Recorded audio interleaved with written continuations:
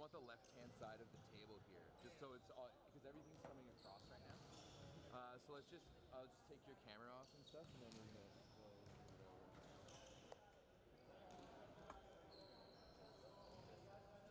I'm worried. Brenda, we're just gonna shift. We're just gonna move the table over here, just because all the wires across.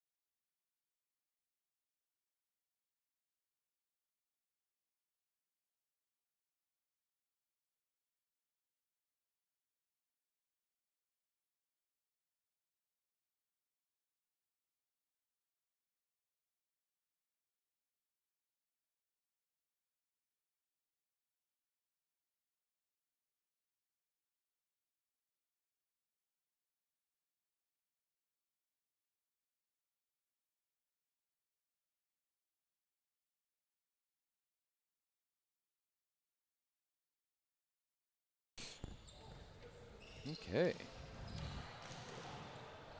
we got Ryan's back.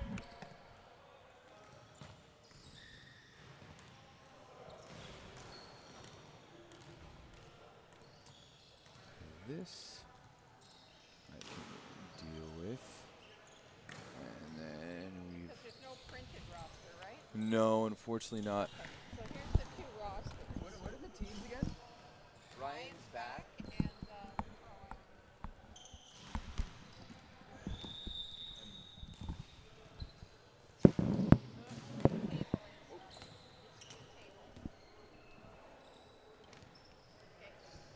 And then now it's me. Oh, I wonder how that looked on the screen.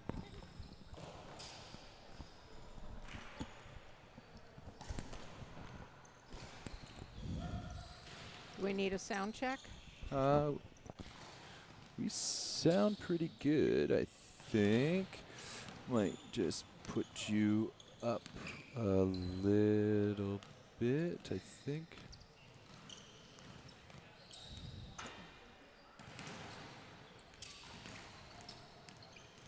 Put me down a little bit. Do you know? Do you know who number 9 there is? Matt Bowers.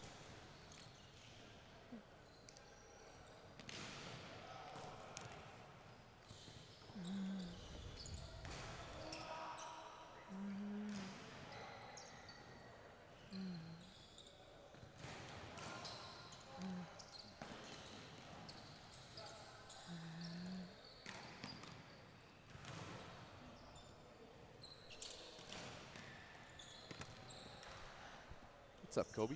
How we doing? Why aren't you playing in this? This seems like perfect for you. Okay. Heads.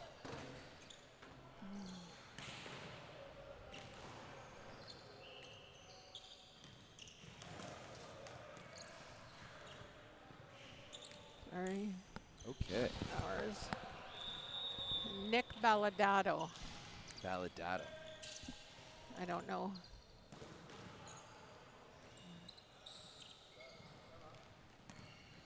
Oh yeah.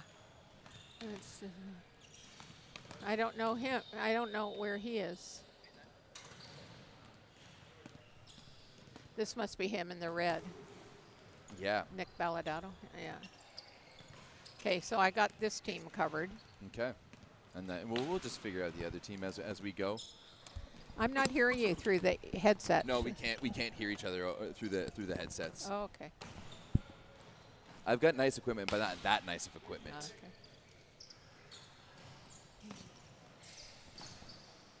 So what do you want from me? Let's just talk volleyball. Okay. So are you doing kind of a play-by-play or not so much? Yeah, I'll do a bit of a play-by-play, but we can, it doesn't need to be that rigid. We can just kind of flow with it. We've done these before, Brenda. Yeah. But usually it's like one person's color and the other's. Yeah. All right, we'll just chat.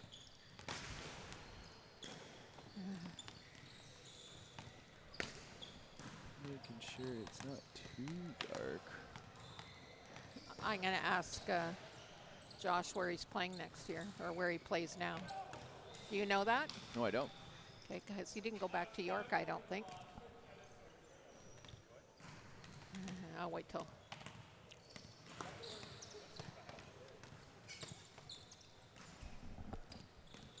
Vidari, where are you going next year? Still up in the air? Yeah, still in the air. And I would have thought you would have got a contract. You're working with an agent at all? No. Oh, Why not? I was kind of like injury at the time. okay. It's not too late. Yeah. It's not too late. At the time, it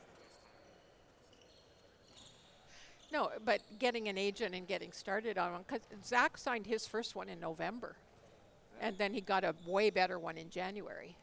So it's it's never too late. Should.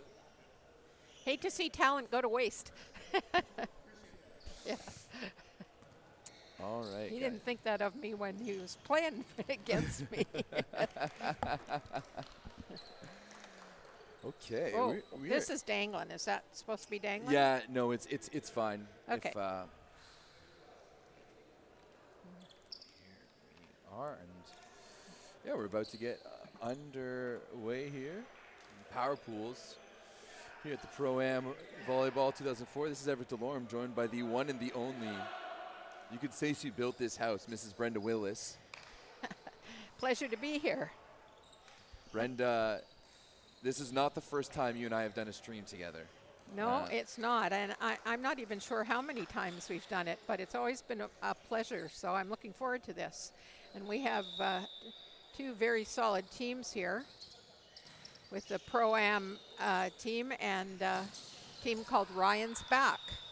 First kill goes to Dax Tompkins out of the middle.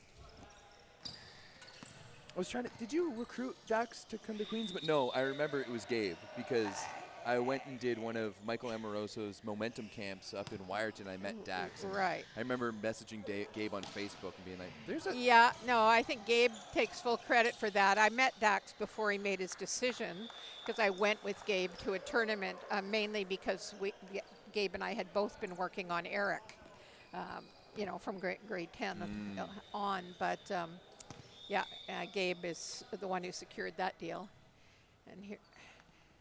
And here's Jake Gomes again from the serving line. He can be lethal from the baseline, so see if he's... That's a commentator's curse. Yeah, it is. It truly is. Jake had an illustrious 11-year career at Humber. I joke. He was lucky to have some COVID years in there, but finished things off with a national championship silver medal at home. Interesting decision by Zach Hutchison not to block, and so Jordan Rouse is going to bask in the glory of that kill. Shout out to Jordan Rouse. Brenda, we were talking earlier about how I used to come in with my club team, and we used to watch you guys practice, and you'd run us through training. Yeah. Great kill by Zach Hutchison down the line there. Jordan Rouse was one of my teammates at the time. Oh, is that right? He was the strength and conditioning coach for our club for the last several years. And coaching in our club as well at Kingston Rock. Yeah. Here's Hutchison. Jordan Rouse and I were both Ottawa Kangaroos. Good pass there by Zach. And that's Josh Vidari with a cross-body, cross-court kill. He's got such good arm. Like, he's got very little body movement through that swing. It's all arm. He's able to cut it back across so quickly. Yeah, he has the talent to jump almost completely vertically, too, and not much of a broad jump in his approach. Hutchison again, and he got ace. Well, I suspect that's the first of many. Yeah. I haven't watched Zach play in person since the 2020 OUA Championships. He just continues to climb. He's getting better and better and better. Oh. There's a few holes in this net here, Brenda, at Queen's University. I'd hate to have my face in front of one of those. Yeah, I'm wondering if Zach has previously made any of these holes in his time playing here. As Dax Tompkins puts that one down. Wearing a real nice Bayern jersey right now too. Is that Bayern? I'm sorry, I couldn't hear you. Oh no, I'm looking at the soccer jersey here that Dax is wearing. He's going to go with the quick standing float serve. Nice. James Conde with the crossbody kill out of the middle. James just played in the Canada Masters for 45 and over. That won. So he said it took him quite a while to recover, but he's back here on the court. And he also needed an hour to warm up. Good use of the hands. Matt Bowers is another former Papin kid who spent some time on the West Coast. You sure he played at Capilano? Maybe VIU? Interesting. Here's Josh Vidari. Big hammer. And no signal from the lines person. No, that was. I guess that it was was just well long. out. It's a pretty solid passing line for the Pro-Am team. Yeah. With Zach and Lex and Rabbit. I really love watching Lex and Rabbit play volleyball. Yeah, He's so entertaining, and he tracks the ball so well. He's so quick, and he has such good technique. And he's a leader. Yes, he brought really is. tremendous leadership to the Queens team this past year. even though he was only a Gale for 1 year, I know they're really going to miss his character Yeah. as much as his ball control. He's everything I want in a libero. 100%. And he was a great mentor for the next generation of libs here at Queen's. But, you know, you got to give Ryerson, TMU, TMU, yeah. credit because they certainly developed him. You can say Ryerson. He's wearing Ryerson shorts. Yeah. I still, my partner, she's a Ryerson alum. And I can say that because her certificate says Ryerson. But I always say Ryerson and she gets upset with me. Pro-Am with the pipe catches tape and is recovered. Here comes Fidari and another ball off the hands. You can see how vertical his jump is. Yeah. It allows him to keep everything in front of him. All arm. Matt Bowers with the float. It's well handled. Great help by Zach. And the tip into the pot. Hutchison for a point. Brenda, here's a question. You did a bulk of your coaching back in like rally point scoring, or sorry, side out scoring. So, and you know, Probably half and half, actually. About half and half. You played it. You coached a lot before the libero. You coached a lot. You know, back when games were just to 15. What do you think about the new growth of the game with the tipping and the throwing and the two-hand pushes and that kind of stuff? How do you feel about that? I'm kind of conflicted, actually. I'm the purist in me. Thinks it's getting ugly. You know, it was a much purer skill game before, but what it has become is a much more athletic game. And I think the more they're liberal with their calling and letting most things go, the more exciting it is for the fan. And I guess that's maybe more important than the pure side of it. You know, I think as the next generation takes over, the exciting side and the is being more and more appreciated. You know, it took me a while to get over the serving error is a point and you know, and that kind of stuff. But no, I really think it's the less intervening by the referee, the less whistles to stop play, and having fans go, what was wrong with that? What's that call? The better. I fully agree. I agree. Like as a purist, you know, this is kind of why I love the CCAA, because they just go and take a chew on the ball. You know, there's a lot less of the pushing and the throwing, and however, all of that other stuff is just managing a bad ball situation, and it allows it to prolong rallies and make things a little bit more exciting, as Jake Gomes. I actually, another great serve by Jake Gomes. I actually think it's the more intelligent game because they're recognizing when it's not particularly hittable, or even more importantly, when it is, where the gaps are. And so, you know, looking after the principle of put it where someone isn't is something that, you know, the higher your volleyball IQ, the more likely you are to do those things. That was a real, what's the middle's name on the other side there? That's again? James Condy. Yeah, he's the one that went to the Canada Masters. He great swing out of the middle, and Lexon was up to the task, but then followed up with a huge block. Yeah, he's huge. There's no doubt about that. Whoops. Well outside there by Josh Fidari. Yeah, that ball's really far inside. And that there again, that's the playing intelligence thing. You got to recognize as you're broad jumping into that ball, your cross-cut angle is getting less and less and less. And he went after that like it was an antenna set. Cool. I mean, there's a great connection there between Gomes and Zach Hutchinson as they spent some time together in Azerbaijan. This is actually the jersey here that Zach's wearing is the team that they played for together. I think Zach's asking for the ball to be a little faster on that back set. He actually was early and had to hang in order to manage it.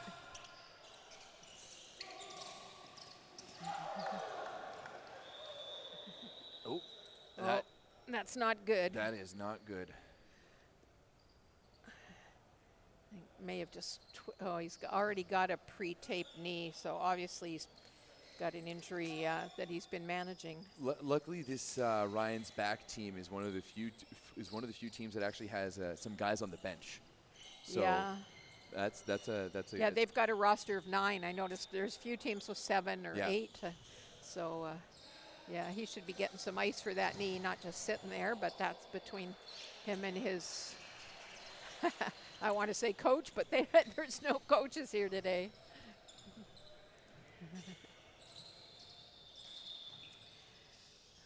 There was one team actually that looked like they had a coach on the sideline the first game. Nice pass there by Lexon. Ooh. That's Tompkins off the hands. I have to question the decision by servers on Ryan's back to serve at Lexon Rabbit. Yeah.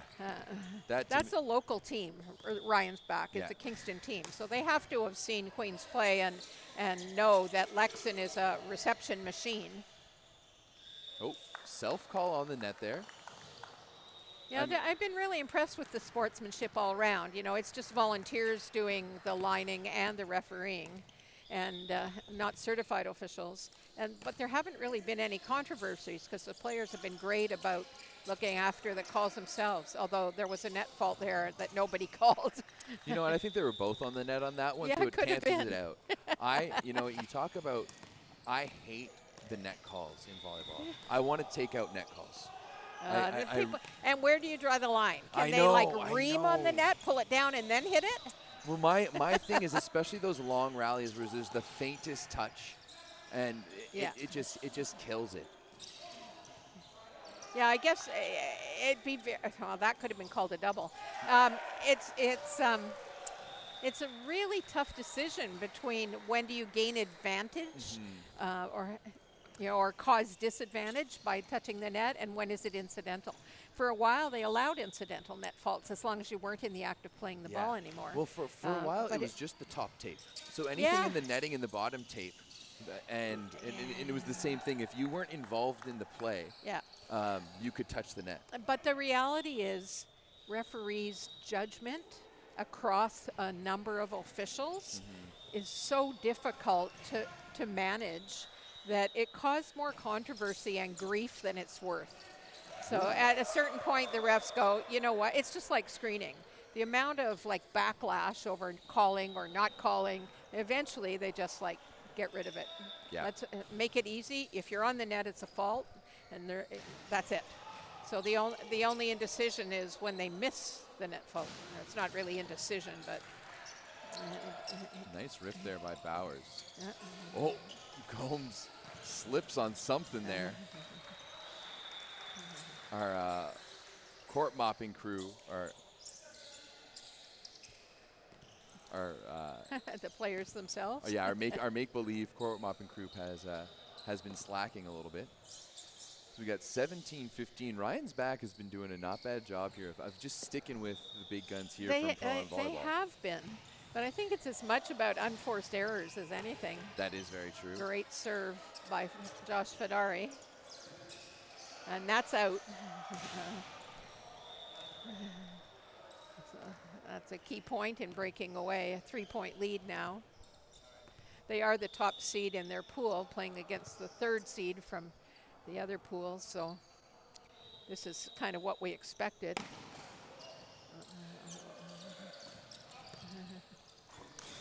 That one is just going to be just long there by Ryan's back. Yeah, I wasn't sure if there was a net. You know, watching from the back here, it's a little harder to tell, but I think he would have called it if there was. Fedari on a Fedari nice little with run a here. short one. Oh, that's a back row attack. He's calling it himself. No. There we go. Yeah.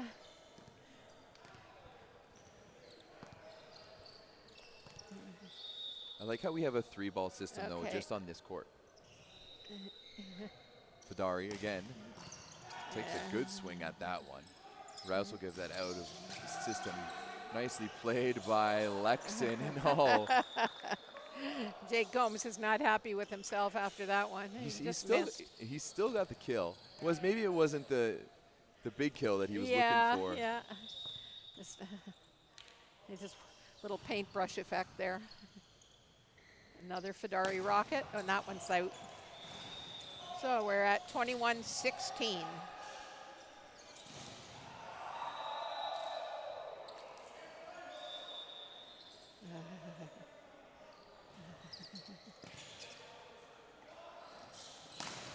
Oh, that was a massive block there. A one-on-one on the pipe on Zach Hutchinson. Who was that again? Ryan Kinsella, I believe. I wonder if this is the Ryan who's back. Yeah, it could be. He is the only Ryan on the roster. Nice save there, Julia. Yeah, that's the only Ryan on the roster. Well, we'll have to inquire after the match here, as Matt Bowers puts that one in.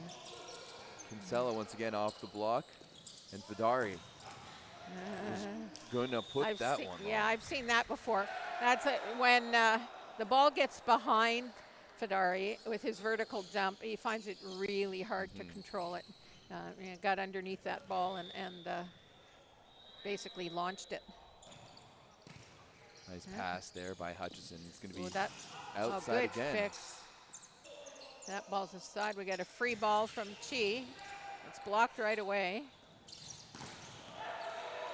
Jordan Rouse. Interesting that Gomes takes time to express frustration in the middle of the I rally. thought so too. What would happen if you had done that on the court when you were here at Queens? We would have had a conversation at the very least. That would have been a quick sub, I think. Yeah. There we go, Alex King. It's to me, it's the same. I remember having a conversation with Cole Duncanson when he was here in his first year. Yeah. After mistakes, he used to grab his uniform and bite on it and like tuck his head down into his shirt. And I'm like, if I'm on the other team and I see you doing that, to me, it's like putting a target on yourself. You know, it puts fuel in my fire as an opponent. So you gotta learn to manage that internally. Free ball here. Okay, Nice Alex job, King. right to the setter.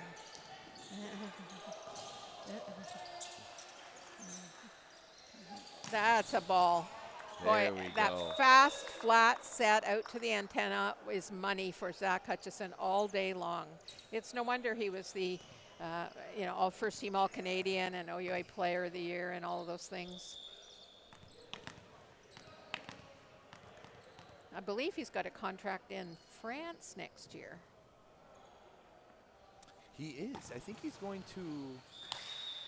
What's he? Zach, let's pull this up. I'll have to check with him after. Oh, we've got Volleybox.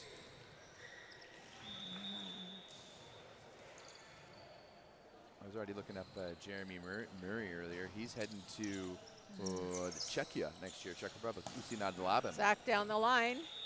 Another kill, and that's the set. Oh, he's going to Tourcoing. Nice. In France, Yes, right? yep, Yeah, I knew he in was going to France. France. I just wasn't sure where. Yeah, but that's a great start from, Azerbaijan to Greece to France. Yeah. That is, very indicative of the quality there. Yeah, and I think more, and having that conversation with Josh Fidari before, that's the path some of the athletes who don't have an international resume need to take, is accept whatever contract in whatever country for whatever, base salary and prove yourself, and then the opportunities will come. Yeah, there was another, he played at Windsor, another Canadian guy. Why am I blanking on Pierce his Johnson? name? Pierce Johnson, yes, Pierce Yeah, Johnson. yeah. He also played for that Azerbaijani team. Yeah. And then through building it up, he ended the year playing for Poitiers alongside Brett Walsh and Jackson Howe. So he was another guy who started on the Azerbaijani team that kind of, they were all promised money and no one ended up getting paid, and then he ended up in playing in the French league. Right, and another one that comes to mind is, name escaped me for 2 seconds. It'll come back to me. Joey Jarvis. Joey Jarvis, Yeah, I coached Joey in the One Volleyball League in Toronto one summer, and I asked him, what happens in your real life, and he said, well, he was looking for a job. He was going to be a security guard, and I said, have you thought about trying to go pro? And he goes, no, I never, I don't think I could do that. And I'm like, you definitely could do that, Joey. And He said, I haven't been playing volleyball all that long, but he improved even in the 5 or 6 weeks of one volleyball. He improved so much, and he got an agent, and he ended up with a contract in Israel. Maybe not his first choice, but it was okay. But he ended up playing in the Bundesliga. Yeah, and you know, he's gone on to bigger and better things ever since. So it's now 6 years? I think it was 2018 that I coached him. So it's about 6 years later, and he's still playing pro and doing really well. I'm so happy for him. But there's lots of guys who could be taking that path. There's so many leagues and such a wide array of caliber. It's pretty interesting, Brenda, I think, because you know, the opportunities, if you look at Canada after 2016, we finally make it to the Olympics, and we finally, you know, make a name for ourselves, and it really opened up. Because I can think of some of, you know, we talked about some of those older Queens teams I used to come watch when I was a kid, or guys like Devin Miller, who was fantastic, but ended up playing in Denmark. Michael Amoroso, who was a junior national team player, who was an All-Canadian, ended up starting his career in Sweden. You know, like our best guys, like back at the end, the full-time training center was for guys to get ready. To get ready for pro, and now there's guys like the landscape for a Canadian is vastly different. Yeah. But also, I think it's just a testament that we need more events like this. Like you mentioned, the one volleyball, that was such an eye-opener for a guy like Joey Jarvis to get out there and to play some top competition. Yeah, and to realize, hey, I can play with these big Absolutely. boys. Yeah. You know?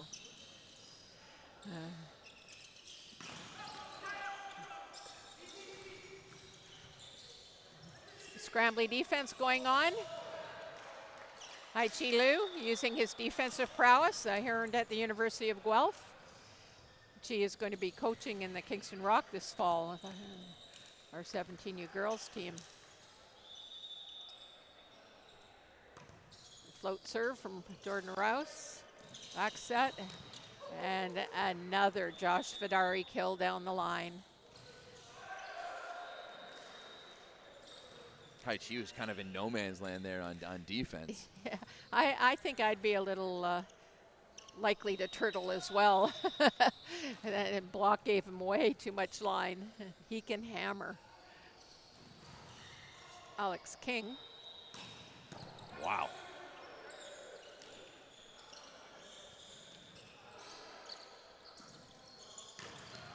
Vidari again off the outside arm. Do you know if Alex King is done university volleyball now? Is he back at TMU? Oh, I'm not entirely sure. He is not in Volleybox. Now that they've sort of locked up their leadership with the hiring of Nico Rukavina, I think that program's going to continue to improve. Just because there's stability now and no more uncertainty. Ooh, wow. That was another... Yeah. Yeah, that was in there. Definitely in. That was in there. That was another bullet there from Alex King. I believe he was fourth year. He was in his fourth year, so I guess we'll have to see what's next. I guess we can ask him later. There's another one, a roll shot. Causes an overpass. Back set to Vidari. Nobody there. Yeah. I say Gabe has missed a number of block assignments.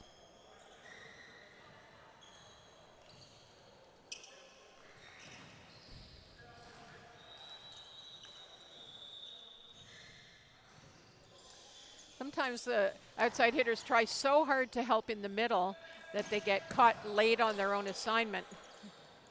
Whoops. That's a good...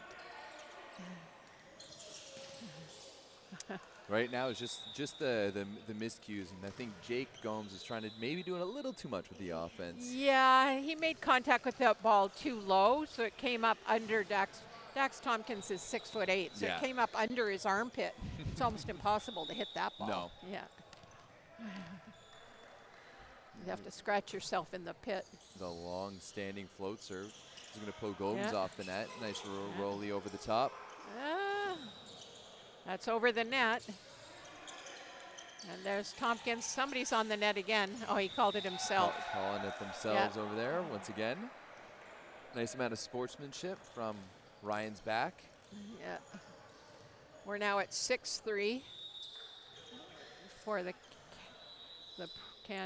Pro-Am team. Here's Fidari. Oh. You know, that was a phaser. That was a I think phaser. some indecision, but if he'd let that go, I think it might have hit the back wall rising. I thought it had fell. It dropped out, maybe. I thought it dropped just over the net, but I do think it was going to be out long. It was Well, just it's back coming too spinning, fast. so. Just too fast there. Yeah. And now The switches reverse, it up. a good Yep. top spin. There's a good set. Okay. Okay. Nice, Scores down the line. nice rip down the line there by Jordan, what's his name? What in white? Who just scored? didn't work. Just trying to get info mid-match.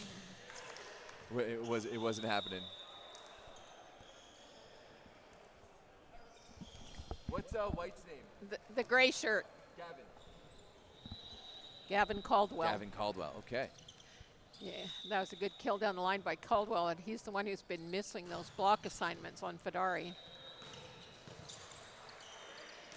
Oh, net. Once again, There's- Jake Gomes. Point for Ryan's back.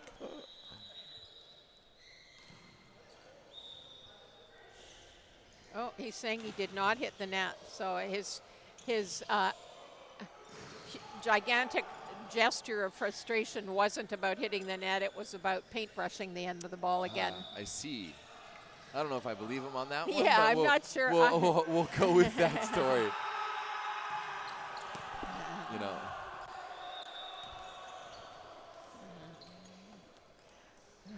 That's classic Humber volleyball right there. Here's Caldwell on the serving line.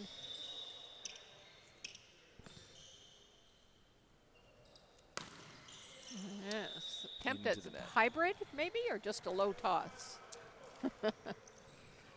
It was a serve. An attempt at a Yeah, serve. I don't know if it had much distinction, but it was a serve. Dax Thompson. Tompkins with the spin serve. He introduced that to his game this past year. Oh. Gomes. Yeah. Nice that the walls are movable. And we're up to 11-5. Much better set there from Jake Gomes Yeah. as he was managing that tight set or the tight pass. As Tompkins continues to serve. Oh, that one goes over the top of us. Tompkins out of Owen Sound or Yeah. Wyerton? I think he's from Owen Sound. Oh, another short serve That there. ball sticks. And they're going to get it back. Here's Rouse finding the seam. Jordan Rouse. Yeah. Nice job. Sometimes the block is just too high and you get to hit underneath it.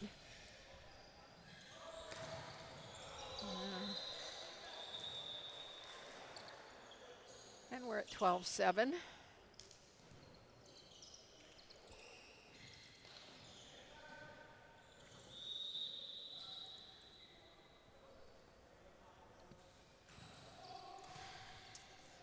There's Gomes on the other side.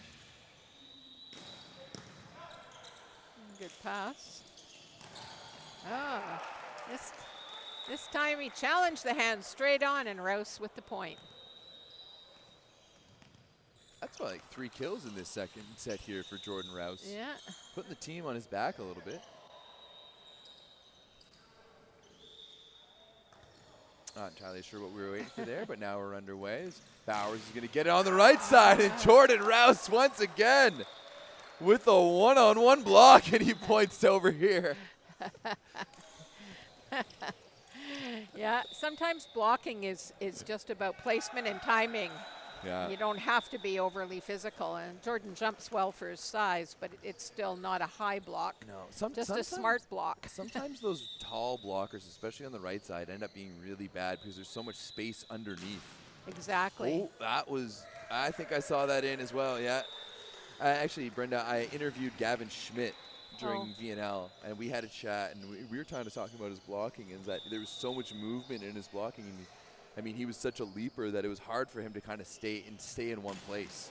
I'll tell you my 2 cents worth, and others might disagree, but I believe Gavin always stood too close to the net when he blocked. So he went very up to avoid a net fault and then had to press over. And by then his elbows become exposed. It happened a lot. That's a nice push quick. You know what? Now that you mention it, I'm picturing his like prep form and prep stance. You may be onto something here. I mean, Yeah, if he had backed up even 4 or 5 inches, he could have worked more in front of himself, penetrating the tape earlier. It's something that a lot of really tall players, especially ones that don't necessarily have the extra long wingspan. I'm not sure if Gavin's wingspan was as great as his height. You know, some guys, someone like no, he had a longer wingspan than his height. he did, Yeah. I do think that was at the source of some of his blocking difficulty, but he didn't do a bad job by any means. No, he didn't. Just look for ways to minimize the amount of getting tooled.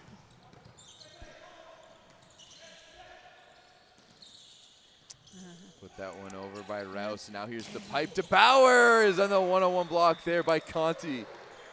Yeah. Keeps Ryan's back. You know, Ryan's back has done a pretty admirable job in this match. Absolutely.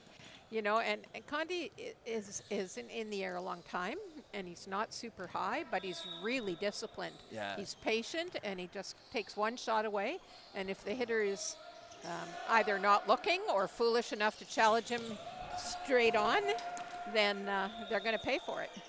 That's old man volleyball right there. Yeah. It's just understanding how to maximize your window as efficiently as possible. Yeah, he's very good at that. He's been assistant coaching at Loyalist College the last few years with Ryan. His name escapes me at the moment. Ryan Stonis. But I think they've stepped down. There's going to be a new coaching team there. Okay. 17-11. Looks like this is going to go to Pro-Am. We'll see how much the Ryan's back team can push. Oh, that's tight. No. Yeah, that's not really hittable. No, that's He had to cut that off with a pokey way earlier, I think. Here's Fidari. Get your helmet out. I told you. Straight at us. He heard you, Brenda. He heard you.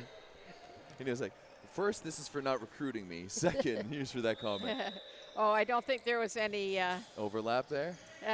recruiting me hard feelings. You know, that the average to get in at Queens might have been a barrier. I did once. Queens was the one school I didn't get into. I did once upon a time apply to come here. You know, it's not that Queens is trying to be super elitist, but it's a supply and demand thing because it's a small school. There's something like in general, there's about 13 applications for every spot. It's very competitive to get into. Some programs, it's like unbelievable. Yeah. Commerce, you know, they're looking at kind of 90 with an extracurricular resume. I feel like though, especially when you were here, you did a really good job of being able to not like extend it, but not like push kids into school that maybe weren't eligible to get into Queens. But you always found a way, it seemed, to be able to help the athletes that you wanted to be able to get into the programs that they wanted. Well, Jordan Rouse again. He's having the set of his life. I played 3 years of club volleyball with this guy, and he never scored this many points, ever. That to me was like a goofy-footed step around one-arm block. That was the calm block of a lifetime. Okay. Can he do it again? Yes, he gets another touch. Oh. Somebody's hanging on the net. Yeah. You know, that's a net call I would call. That's a net touch I would call. You know, about 10% less than that, or 20% less than that. Like, where do you? Yeah, I know. Okay. I always thought like at like the FIVB level, you'd need like a tension meter on the net, and depending on how much the net moved, that would determine if it was a net touch or not. Oh, Maybe if it's a subtle net touch, it should be 1 point for the opponent, and if it's a big horrendous one like that, it should be 2 points for the opponent. Yeah, let's start adding some alternate scoring into. I wanted to see a variation in point scoring so that if you aced untouched, not a shank, but an untouched ace, it was worth 2. And the same with a kill. If you don't touch the block and you don't touch a defender, it should be worth 2. And maybe you up the total score to, I don't know, American 30 or something else because there's some 2-point plays. American 30, that was a thing. I vaguely remember that. I personally think 25 is too long. I think sets that take 25 to 30 minutes are just about right. And in terms of marketing too, and that's basically what the average 25-point set takes. I would. No touch. No.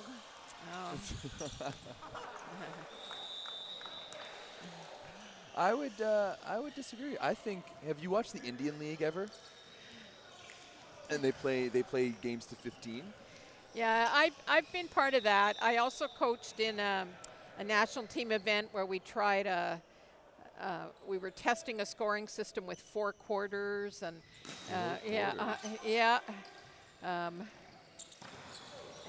and then if it was 2-2 at the end of 4 quarters, they played a 7-point tiebreaker.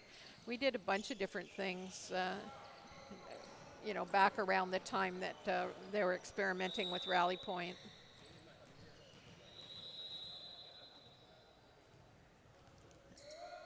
That would be, wow, 4 quarters. I mean, 4 quarters is essentially like what we have now.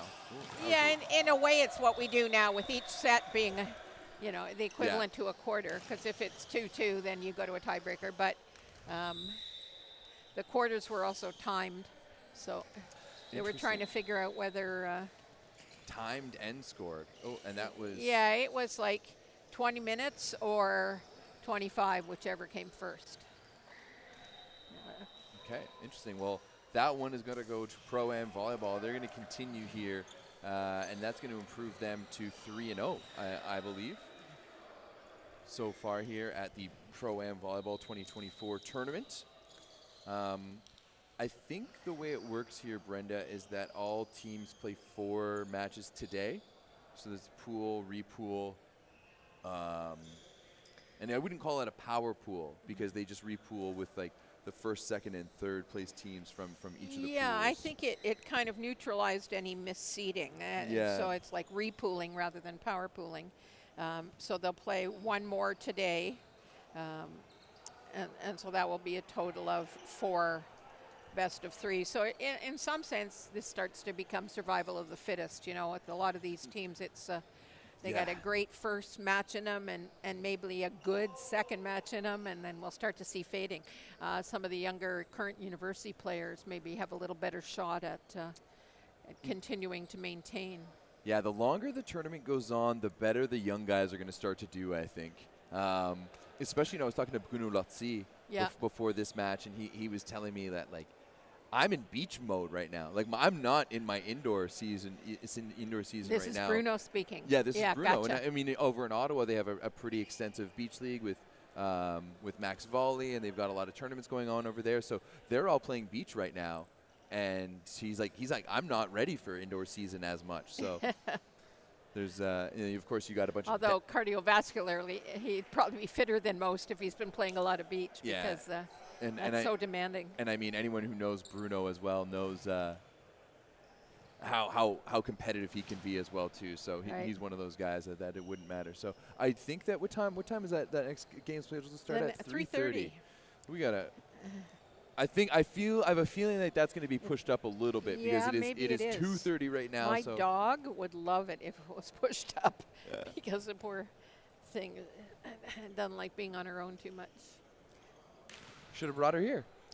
Actually, a friend of mine's watching her, so she's not really alone. But She's away from me, and that's as good as being alone. Oh, okay.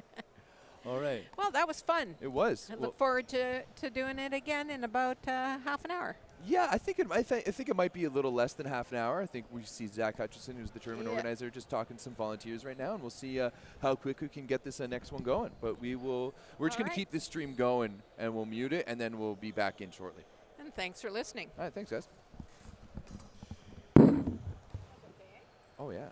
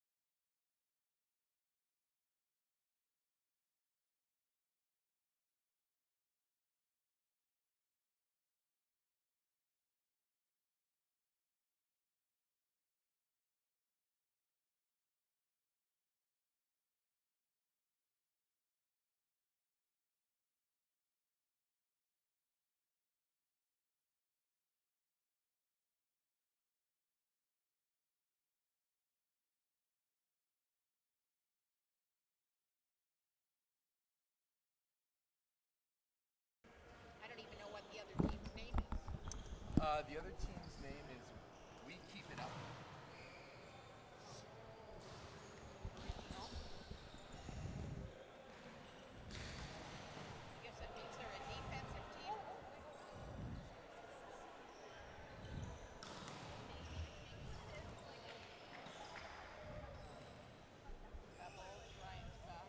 Keep it up.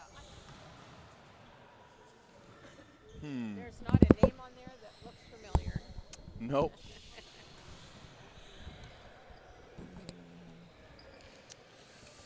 All right.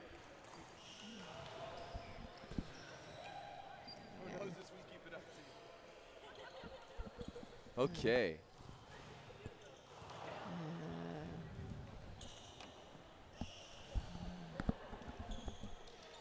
You know what? I'm just gonna run over and then ask them real quick who they are. Yeah, you can keep your money.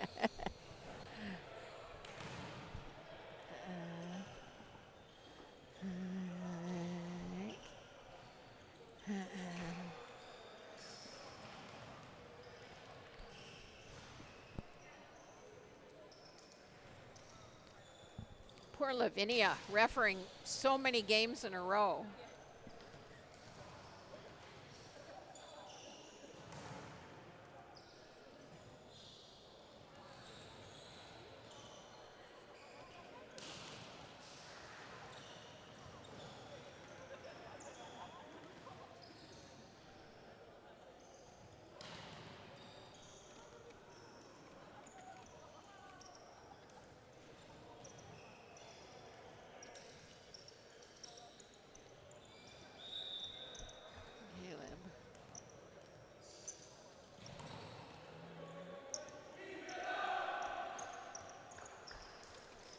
We'll see if I can remember that. Good luck.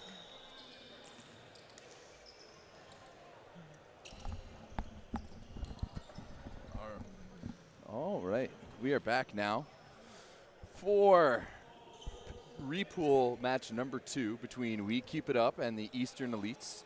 And Brenda, I will be very honest in that I recognize one whole person on this court right now, and that is Blake I've got Shearhorn. you beat. I've Yeah? got you beat, but I'm thinking maybe 4 out of the 12 that are on the court. So since they have no numbers, we'll apologize if we're not naming people, but we'll do our best. This is Tristan Smith here, getting us going here for We Keep It Up.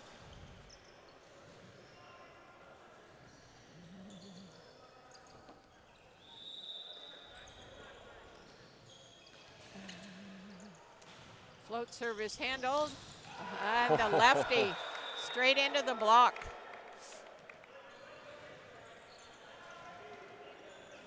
Some good first action there.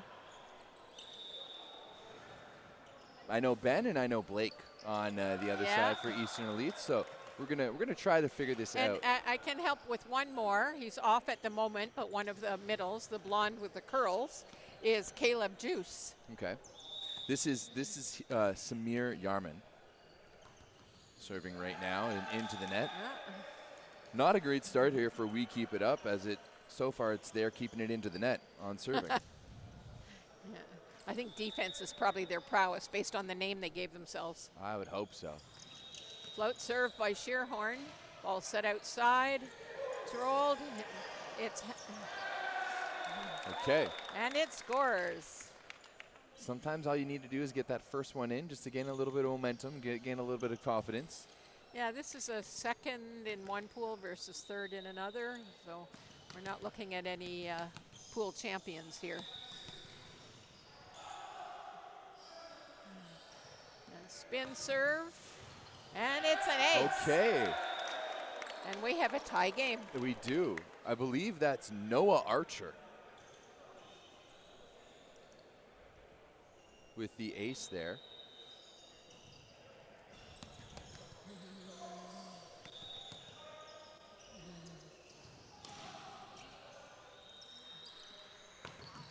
With another serve, and that one is going to be long.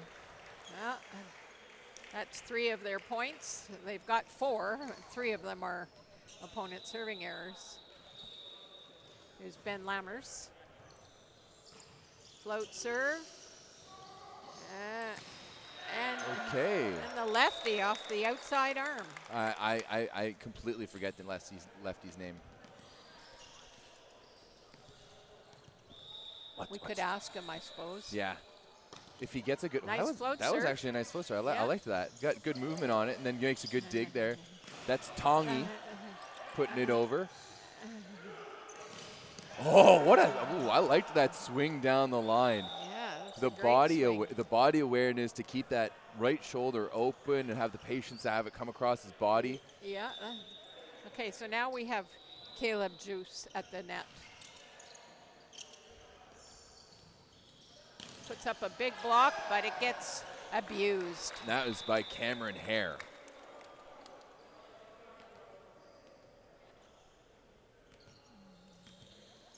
Abusing that was Cameron Hare there abusing the block.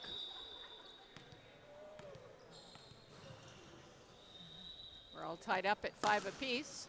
Spin, serve. Oh.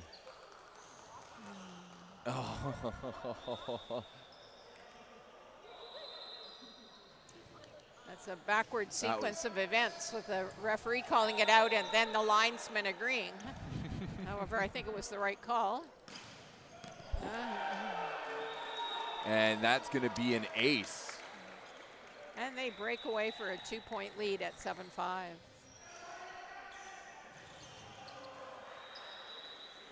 I was kind of excited to see Blake Shearhorn. You know, he was a all-Canadian superstar and pro for a couple of years, and Represented. he's a family man working construction now, but he's been pretty good at preserving his jump for when it really matters. Yeah, Blake Shearhorn, I mean, played some time with the national team too, especially during that Absolutely. 2019 World Cup. Played, you know, some World League things, played professionally in Poland. And then, yeah, decided to start a family. He also has one of the most impressive, it was CIS at the time, national final performances over Alberta in the semifinals of the 2016 championships. So that's Tongi, and I apologize if I butcher his name here, with the standing float serve ace. Tongi Bukokero. That's a nice dig there by We Keep It Up. And now here's Samir, and that's kept up. But not a third time there. And Caleb Juice off the top.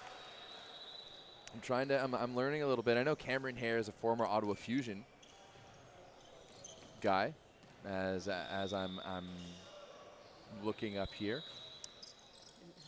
Float is well handled. That ball's too far out. He has to roll it. Here comes Shearhorn. Just a bang, Shearhorn bang. scores, but he definitely didn't show the vertical that he was known for. No, definitely not. I think it may take him a little bit of time here. It's enough because he scored. Might as well save it. Oh, that's a nice run there by We Keep It Up. And they only trail by 1 here, Brenda. Yeah, they're doing well.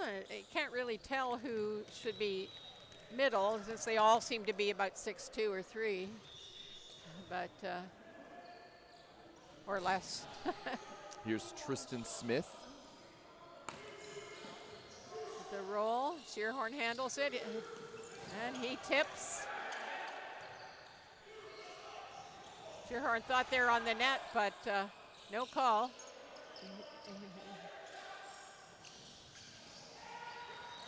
Nice little roll shot, but that's kept up nicely, and Shearhorn tries to cut it too hard. And the random coach on the other side of the net is appealing, but since he's the only coach here, I don't know how much pull he has at the moment. Yeah, Shearhorn thought they were on the net. I did too, but obviously they got away with it. But 3 jumps and 3 swings or tip swings in the same rally might be a little too much. You know, we talked earlier about guys who can look good in the first match and okay in the second. By the third, things are slowing down. Oh, a nice one-handed dig there by Shearhorn, and that is going to be somewhat kept alive, but nothing valid. No, and really not retrievable after the dig. And we keep it up there, taking their first lead here of the match. Yep, they're ahead now, 10-9.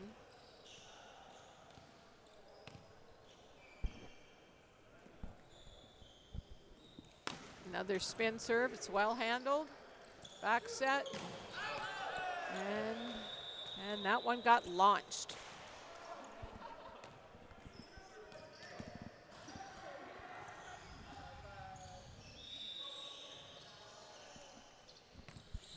And they break away into a 2-point lead here.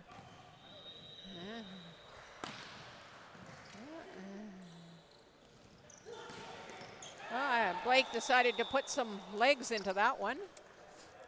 Catches the block. Cameron Hare here, the guy in red for We Keep It Up, has a very interesting six-back play where on every play he starts almost a meter behind the court and then rushes in.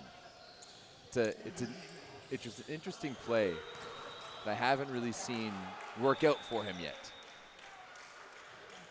Yeah, without knowing the playing background of some of these athletes, it's hard to know, who coached them or what they've been taught.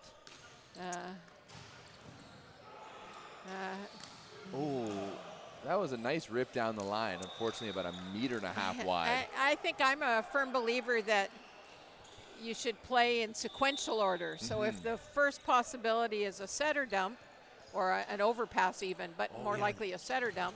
That is you who taught us that. I remember going through those steps with you of being like, what's their first tempo offense? What's their second? And set up your defense in sequential order. So defend that first, defend the back set, which is faster than the outside ball typically, and then fit the pipe in based on the tempo the other team runs.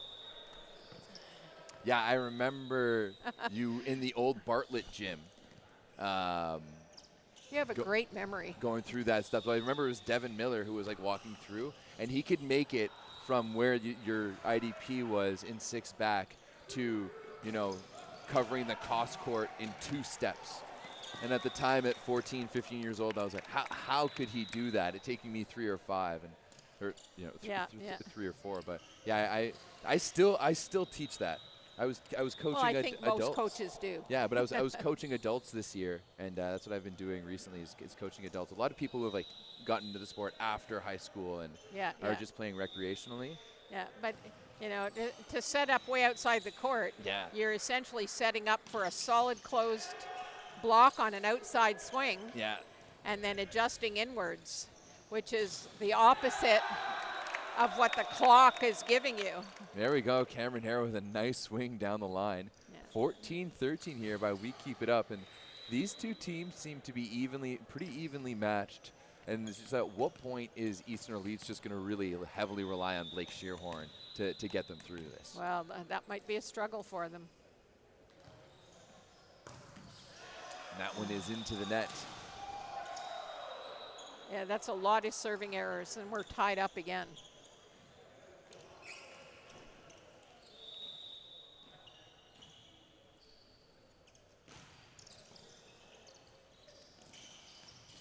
That one is going to be chopped way long down the line, and that advantage is now going to go to the Eastern Elites. As the unforced error there by We Keep It Up has kept them out. And Lammers, very low toss. Well, I think Ben Lammers is related through marriage. Yes, he's to Blake Shearhorn. Yeah, it's he Madison? is married to Madison. Oh, I'm not entirely sure where that set was headed. It was kind of in between. Yeah, they take the lead back. Quite a difference in the level of this match from the match we watched previously. It is. Majority of points are ending with errors as opposed to earned points. Although that time Caleb Jose with the kill out of the middle. That's probably their greatest mismatch if they could pass well enough to run more middle. Ooh, and that is going to be an ace according to the lines person. Julia, did you see that in? Yeah, Julia saw that in. All right, we're good then. That's in. We already know that Julius keeps on top of things over here. So nice pass there by Hare. Oh, woo! That was a great read by the libero. I'm not sure what his name is, Pascal Siakam over there. But unfortunately, You don't see that kind of dump it much anymore. Now No. it's more flushing the ball Yeah. two-handed as setters, but that was effective. that was old school. And we have a timeout. I don't know if I've seen a timeout yet No, today, I Brenda. haven't. I haven't. I wonder what's going on. The referee is off the stand. Highly unusual things happening over here. Oh, I mean, she does deserve a sip of Gatorade there. Yeah. I believe she's on our 18U team, actually. Oh, okay. Lavinia.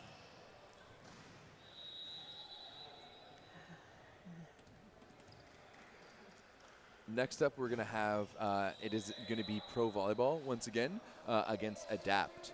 And Adapt is quite a stacked roster. Mark Yeah, Wilson. that could be a really fun match. I think it's going to be one of the best matches we see today. We got Mark Wilson, who played for the national team briefly, Yeah. has played in the Champions League, former Guelph Griffin. Yeah. Daniil Hrstanovic, who's a current LBSU star, just played for the junior national team as Yeah. one of their top scorers. Up and down the roster, Clay Couchman. Clay Couchman is who's another guy. He's been playing pro. Who played quite a bit of pro. Who played. Reed Venning, the starting right side from Queens. Absolutely. And then you've got Leo Salazar, who spent time as the backup libero for the Cuban national team. Oh, wow.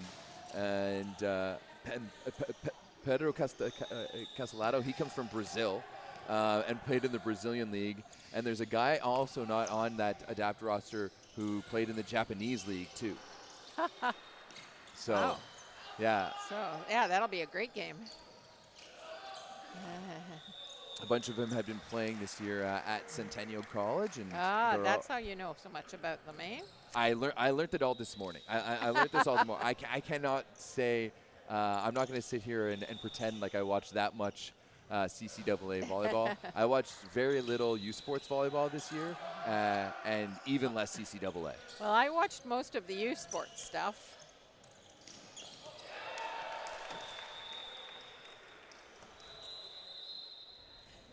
They're breaking away a little bit again, a 2-point lead now. Have you ever been able to turn it off? Me? Yeah. Yes. Was there ever a moment where, like, after you were done coaching, where you had to not watch volleyball for a little bit? No. No? In fact, I missed it. Like, in 2018, I had to go to Hamilton and be a primary caregiver for my parents, who were both really failing.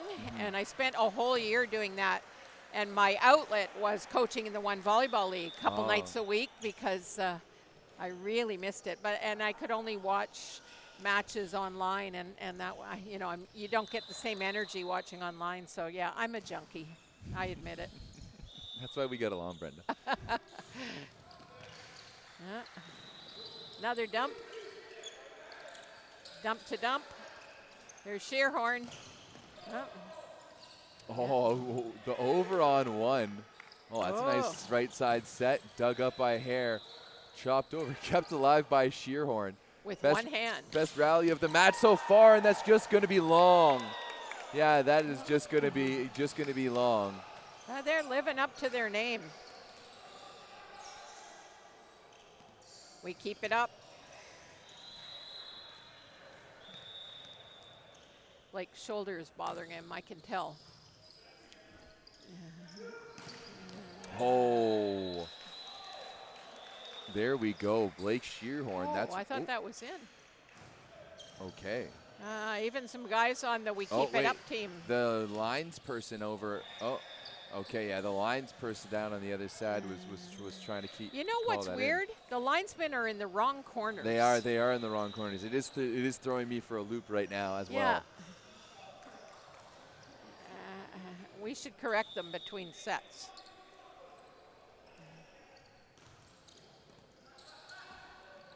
Outside here. Ooh, that is a great swing.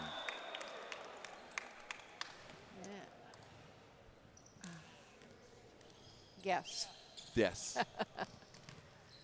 This guy ran off 5 or 6 serves last time. I was impressed that he could spin serve with that level of consistency because not many can. Tristan Smith. He's got good rhythm to his spin serve. Yeah. That's one thing that I never had. I've got rhythm on the dance floor, but not in my spin Lammers serve. scores out of the middle. Not built like a middle, but he's got a good arm swing.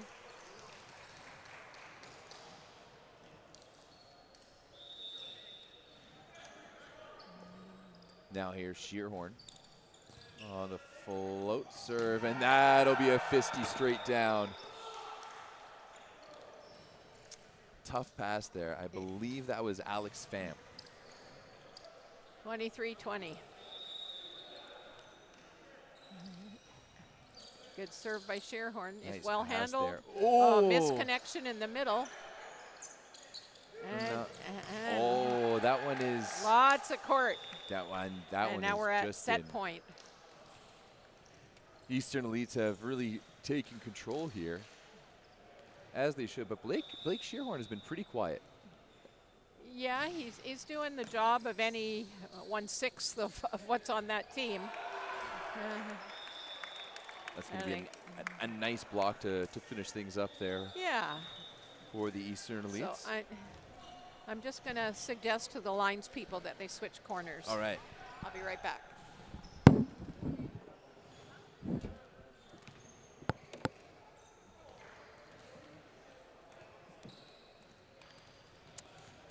We're heading now into set number 2. I don't know what's happening over on the other court, but Reed Venning and Daniil Hustanovic are wearing women's like spaghetti straps, like camisoles. Yeah, it is quite a look. I will give them that. Let's see.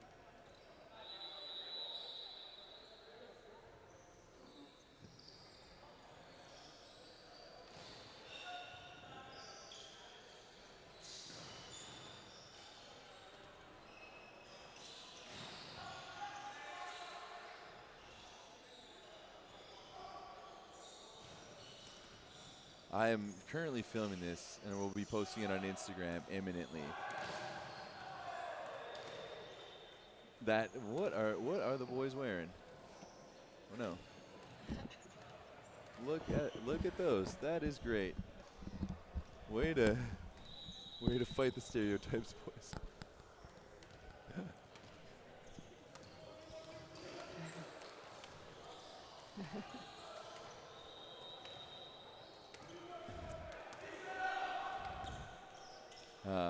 Brenda, I don't know if you saw this, but Reed Venning and Daniil Hustanovic over there wearing camisoles. They're wearing The camisoles. Oh, yeah, I can see them. That's hilarious. That is awesome.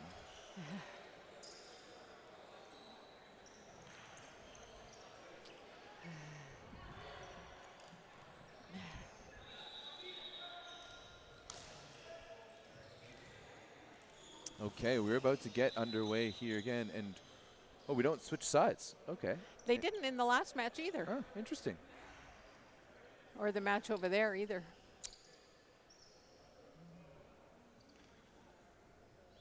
All right, here we go. Set number 2. All right, it's going Short to be float. popped in, and now it's going to be outside to Cameron Hare, Good picked up. touch. Right. Made some lineup changes. Oh, what a dig! Oh, couldn't do it twice. They did keep it up, though. We're gonna need to find out who the right side is.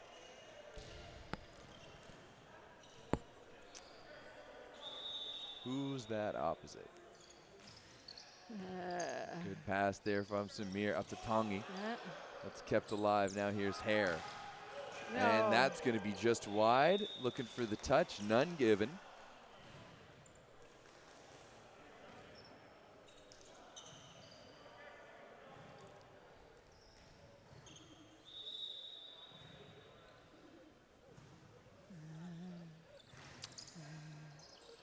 Another low pass by We Keep It Up. Oh, and the roll shot Nice just roll over shot. the top. Yeah. Well placed.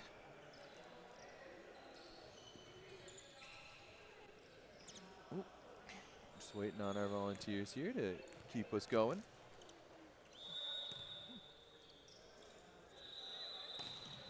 Good serve.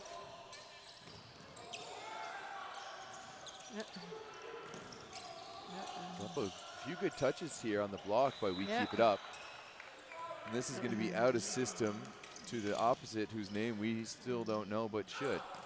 And to the C ball, that's just going to be chopped over. Now Well, that's a tough ball to hit. Yeah, it is. Coming over his shoulder. Outside. Oh, whoa, what a dig, too. Yeah. Big swing and a big dig. Back to we keep it up. Outside again to Hare. He's going to go cross court. Kept up and alive. Now tip down the line. Oh no, the miscommunication. I think that might be one of the best rallies we've seen. I'm not going to disagree. And it's Tommy Collingworth is the opposite for Tom Collingworth is the opposite for Tom Cullingworth. Yeah, Cullingworth. Big shout out to Kobe John coming through with that.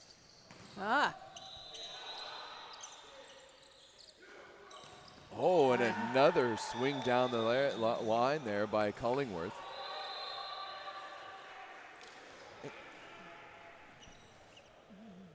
Kobe, what about the setter? Do you know the setter on the Eastern Elites team? Now here's Tristan Smith outside to Cameron Hare. He's going to chisel that one off the block.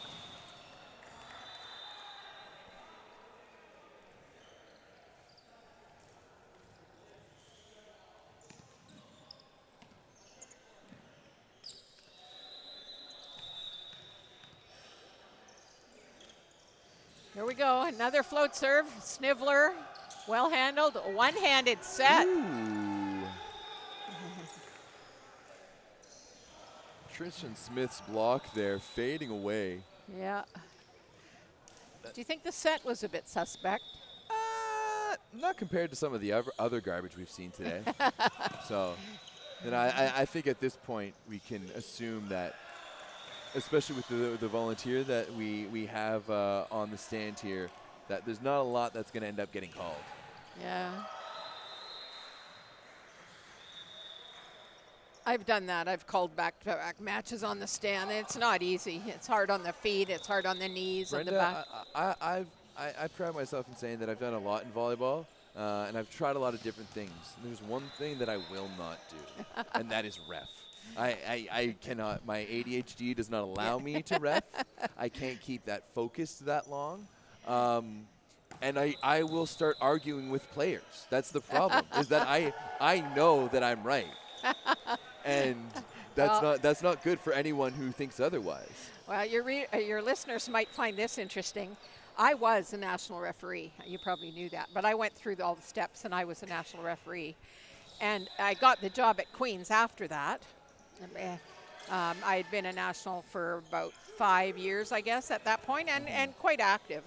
But it was a couple years into coaching at Queen's that I was in a heated match against the University of Toronto.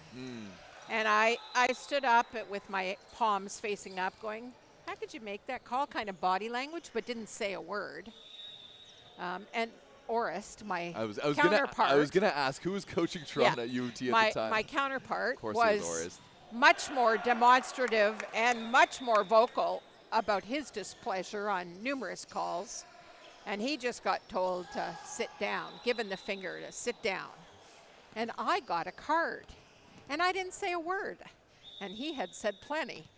So after the game, I went over to the ref, who I'll leave as nameless, but I'll tell you privately. Oh, even better. I love that. And I said, how is it fair that, I get a card for just standing up, and he stands up, approaches the court, swears, does this, does that, and he doesn't get a card? And the answer I got was, well, you're a national referee. You should know better. And so I decided, okay, I am not going to shortchange my team or penalize my team because of some other piece of. Plus, when it became a full-time coaching job, it was very hard to find the availability to maintain a level that made me satisfied as a referee. So I gave it up. Yeah. And I got some heat about giving it up because there weren't many female nationals at that time. But But nevertheless, I mean, there wasn't too many female head coaches either. well, no, So- that's true. But The- yeah, the- one paid the bills much better than the other, I have to tell you. Yeah, I'm sure. So I think I made the right decision. But, I know quite a few who would agree. but, Also, quite a few who would not like you to be on the stand because but over the years, you ref a lot of your own scrimmages or exhibition games, or the women would have a scrimmage and I'd help them out. Oh, of so course. I'm sure I could step back up there and do a decent job, but Oh why? no! Here's the thing. I know I could do a better job than most Yeah. refs. And that's the problem. Is that if I'm right or I'm wrong, I still know that I'm right. I offered many times to be part of a committee Okay. around quality assurance or something like that, because I think, having been in the game from both sides, it's a little easier to help referees understand where there's times you just don't blow your whistle, and anyway, that's Yeah. another story. But yeah, it is a pretty thankless job. If you It do a is. good job, you're invisible and people don't 100%. even remember who was on the stand. And if you don't do a good job, then you get a lot of heat. So Yeah. As a referee, you can never get subbed out, right? If you're a player and you're having a That's bad it. game, that's right. it's just a quick little tweet, give the little 1-2, and bring in someone off the bench. But as a referee, there's no one to go. You know where to go. You're just on this in the spotlight. Yeah. Actually, I'm pretty sure one of the last times I was in this gym, I got red carded as a coach. I can tell you another funny story. I only had one red card in 44 years of coaching. No, only one? One red card. I was at the Quebec Junior Open. I was still coaching the Guelph Oaks club team. Okay. And we had 3 Steves on our team. That's just long. And one of them's last name was Funk. Okay. And we were in a match. Steve was a very good middle. Steve Funk was.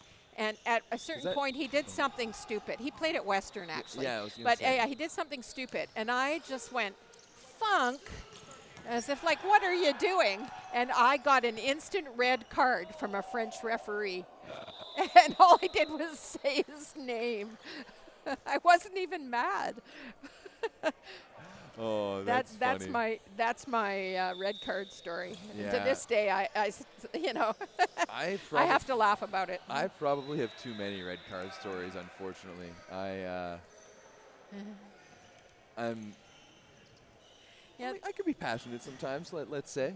there's some discussion going on now in the provincial level of the sport governing body about, is taking a yellow card as a coach a strategic part of coaching, where if your team's not fighting well enough for themselves, you'll sort of step in and fight for them a little bit, just to show that this matters.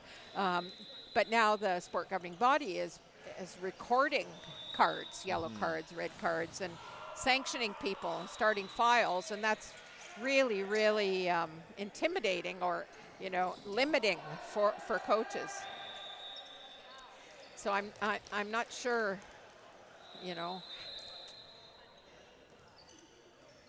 Yeah, I would assume that, the sport governing body would more want to err on the side of caution, and Yeah. in one of those situations. Yeah, but there's a lot of coaches, especially older veteran coaches, who will strategically take a yellow on Yeah. purpose, with purpose. And should they be penalized for that? I akin it to taking a foul in basketball. There's good fouls to take, and there's bad fouls, right? Yeah. Do you Good have to- mistakes do you and have to bad write- mistakes. Do you have to write a report when a yellow card's given, or only a red card as a referee? Well, the yellow cards get recorded on the score sheet, Yeah. and they go back to the office, so they're being tracked, at least in Ontario.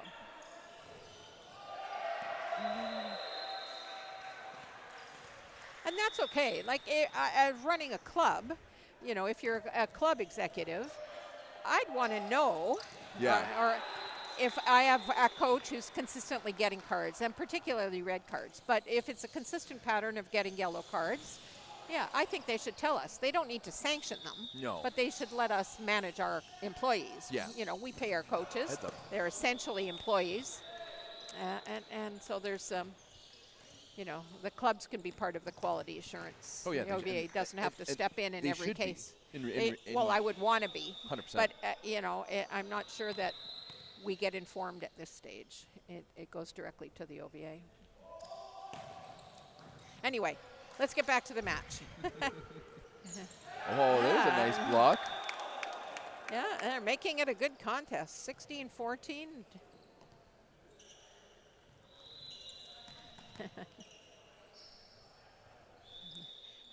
Funny when you watch players, the different body chemistry. Some players you can wring their shirt out and they look like they just got out of a pool. Oh, that's and me. others barely have a bead of sweat on their Yeah. head. Oh, and a nice block there.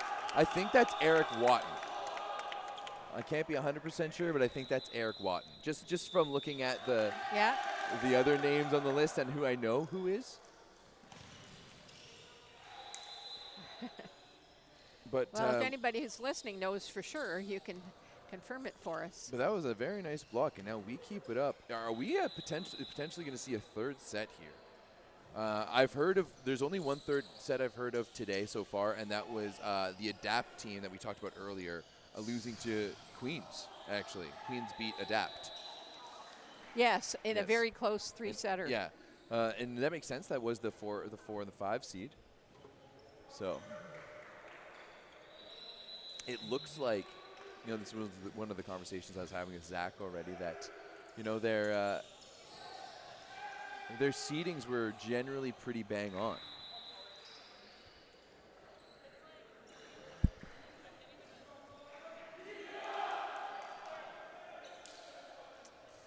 We are looking up some rosters here as Tristan Smith continues to serve for We Keep It Up.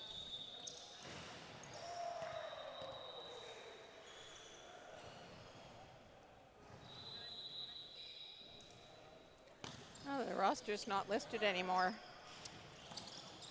I'll try Oh, a 22, Great 23. slow down there. Oh, and they went underneath. Did the Eastern Elite.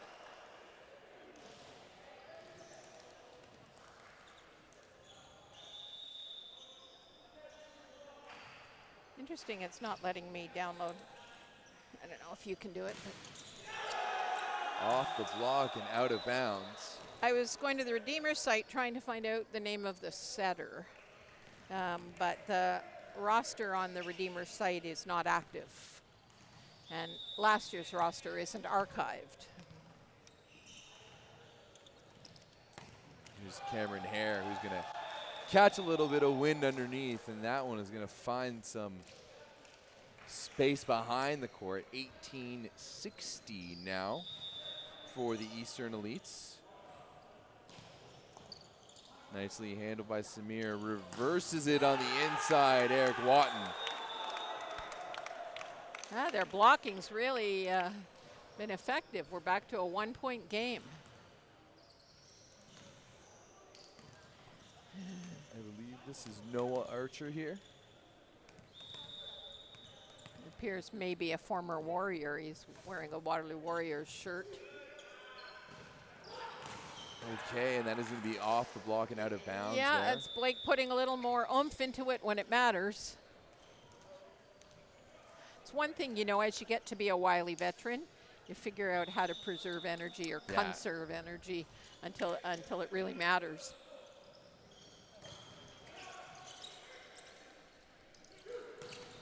Oh, that one is a tough one. Shearhorn once again. 2017.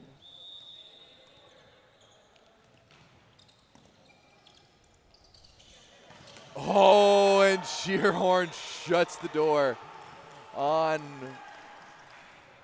Watton.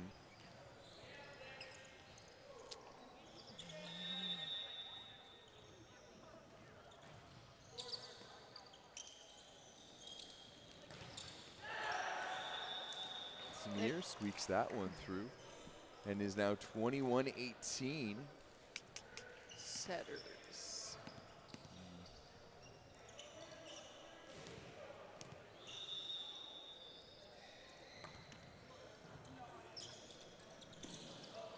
That's kept alive, put over by Cullingworth, and Smith pushed it across to Samir. Yeah, that'll be kept alive, and Cullingworth will get it right back. And here you will go long. Yes.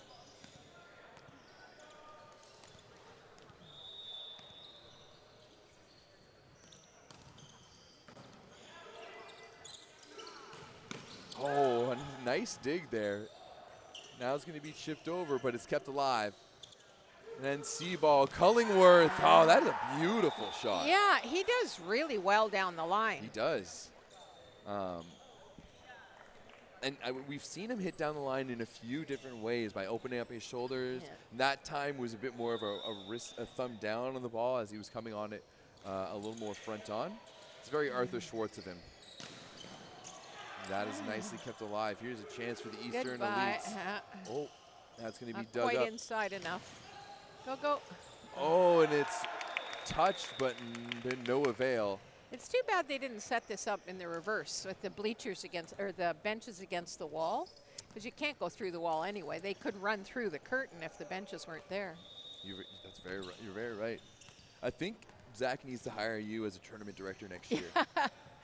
I've run a few events in this gym. I'm sure you The have. hard part is if you have a bench right in front of the doors, it's a bit difficult for But spectators. You got a whole bunch of room right there. Yeah, That's yeah, it's, you it's, could it's not put the that bench on the terrible. black line, maybe. Yeah, I must say the volunteers have done a great job here. They've, I think, this, what has really put this tournament apart is the volunteers. Yeah. They've really helped keep things going. I really hope that Ben and Jake and Zach. Zach decide to keep this going, and I'd love to see it even become a multi-city tour over a number of weekends and teams committing to more than one event. Try to grow the semi-pro summer stuff. I fully agree. I not only in the summer too, but I think in the winter time as well. If there was Well, a I bit more. think a lot of them are tied up with college, university, Yeah, but, pro. I think more so for like the adult leagues. Like I was thinking maybe if we threw together a tournament for like the best teams of all the adult leagues. I think that- or even an all-star team out of each Yeah. adult league. That's what I was telling Bruno LC Yeah. today. I was like, There I we want go. you to get together like the best players from Ottawa together on a team, Right. and then bring it down to Toronto, Right. where we're gonna, Right. Oh, I think that'd be great. There's definitely, although I think for a lot of them who play but don't train, Yeah.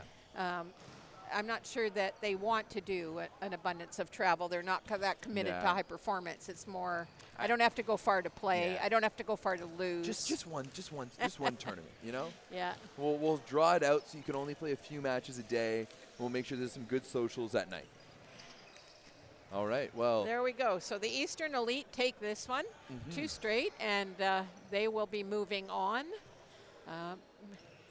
into the next round. Andrew Van Dyke was the setter for the Eastern Elites. He did a great job. He did do a good job. Really spread out that offense. Didn't rely on Blake Shearhorn too much. Cullingworth really carried their offense, which ultimately I think is a good thing for this Eastern Elites team. Yeah, and he got to the middles reasonably often, although I think particularly Caleb Juicy could have got to a little bit more, but well done. Yeah, well done overall by the Eastern Elites. And This next one's going to be a doozy. Looking forward to this. yeah, Adapt against Pro Volleyball is going to be real good. We're going to see real quick, what time are we going at here? Hey, Zach, what time? What time you want to go? What time? 3:30.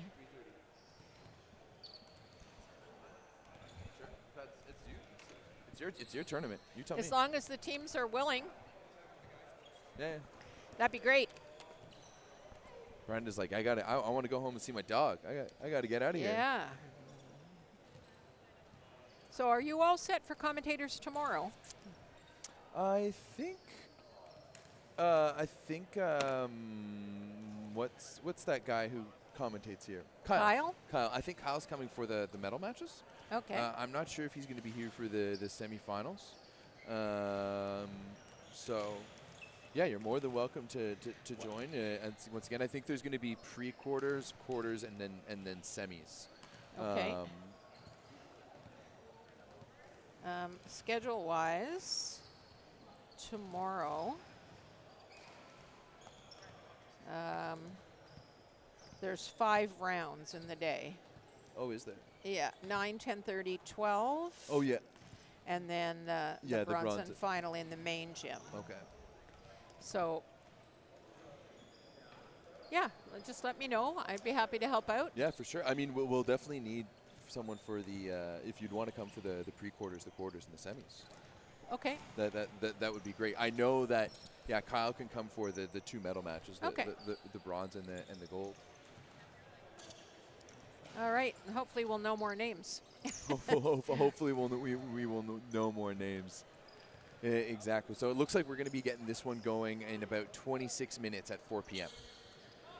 And we will see you guys then. Okay. Great. Signing.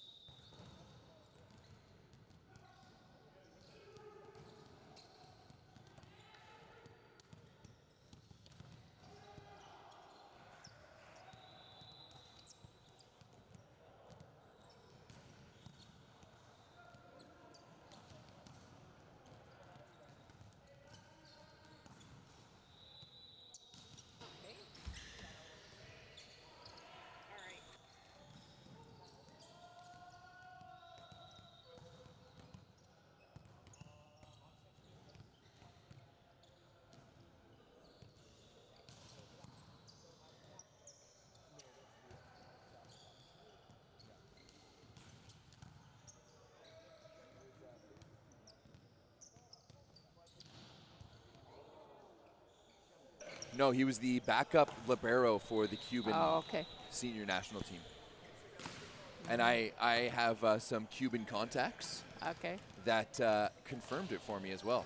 So I sent them I took a picture of him in the other gym this morning, and I sent it to him, and I was like, "Who is this?" And they're like, "That's Leo Salazar." And I was like, "You're right, great." Because I think, let's be honest, everyone in the world of volleyball has played in an open gym somewhere with a Cuban who's claimed he played for the national team, Yeah, right? Everywhere you go, there is someone. We're not live yet, are we? No, not yet. Alex Palu was the referee.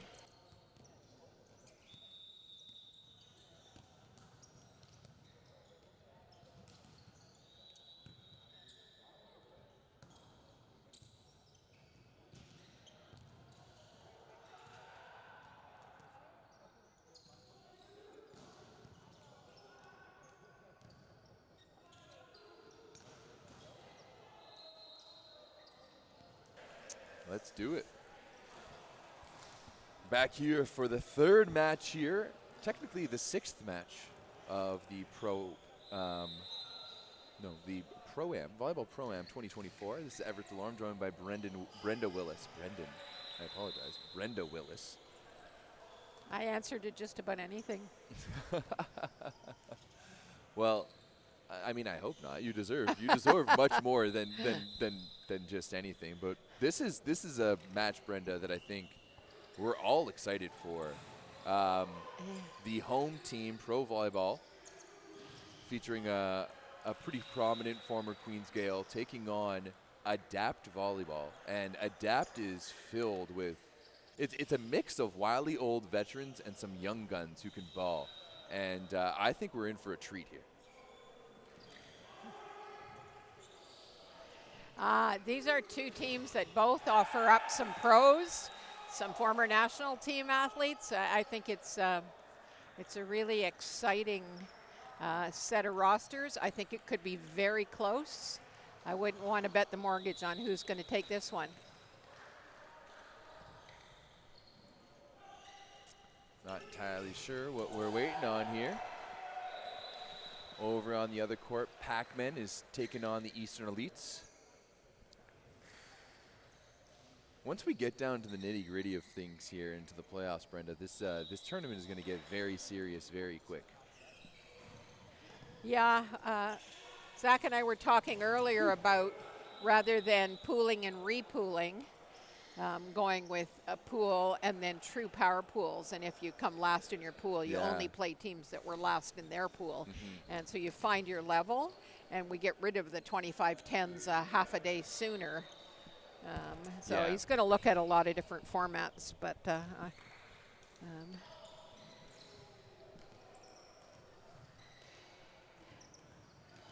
because it can work against the business as well. If you come into something like this and you lose every match, 25-8, 25-10, whatever, you're less likely to enter the next year. Absolutely. Whereas if you lose the first two like that and then you're actually competitive after that, you may be more inclined to come back. All right, we're underway. All right, Mike Matsudo to get us underway. Gomes going to give the outside to Hutchinson, and that's going to stay on the Pro Volleyball side of things. That's another block there at the net, and that's a big block there with Hrstanovic. But Zach Hutchinson is going to go off the block of Daniil Hrstanovic and out of bounds. And Daniil Hrstanovic is one of our top leading scorers for the junior under-19 national team this year. Yeah, he puts up a good, solid, disciplined block.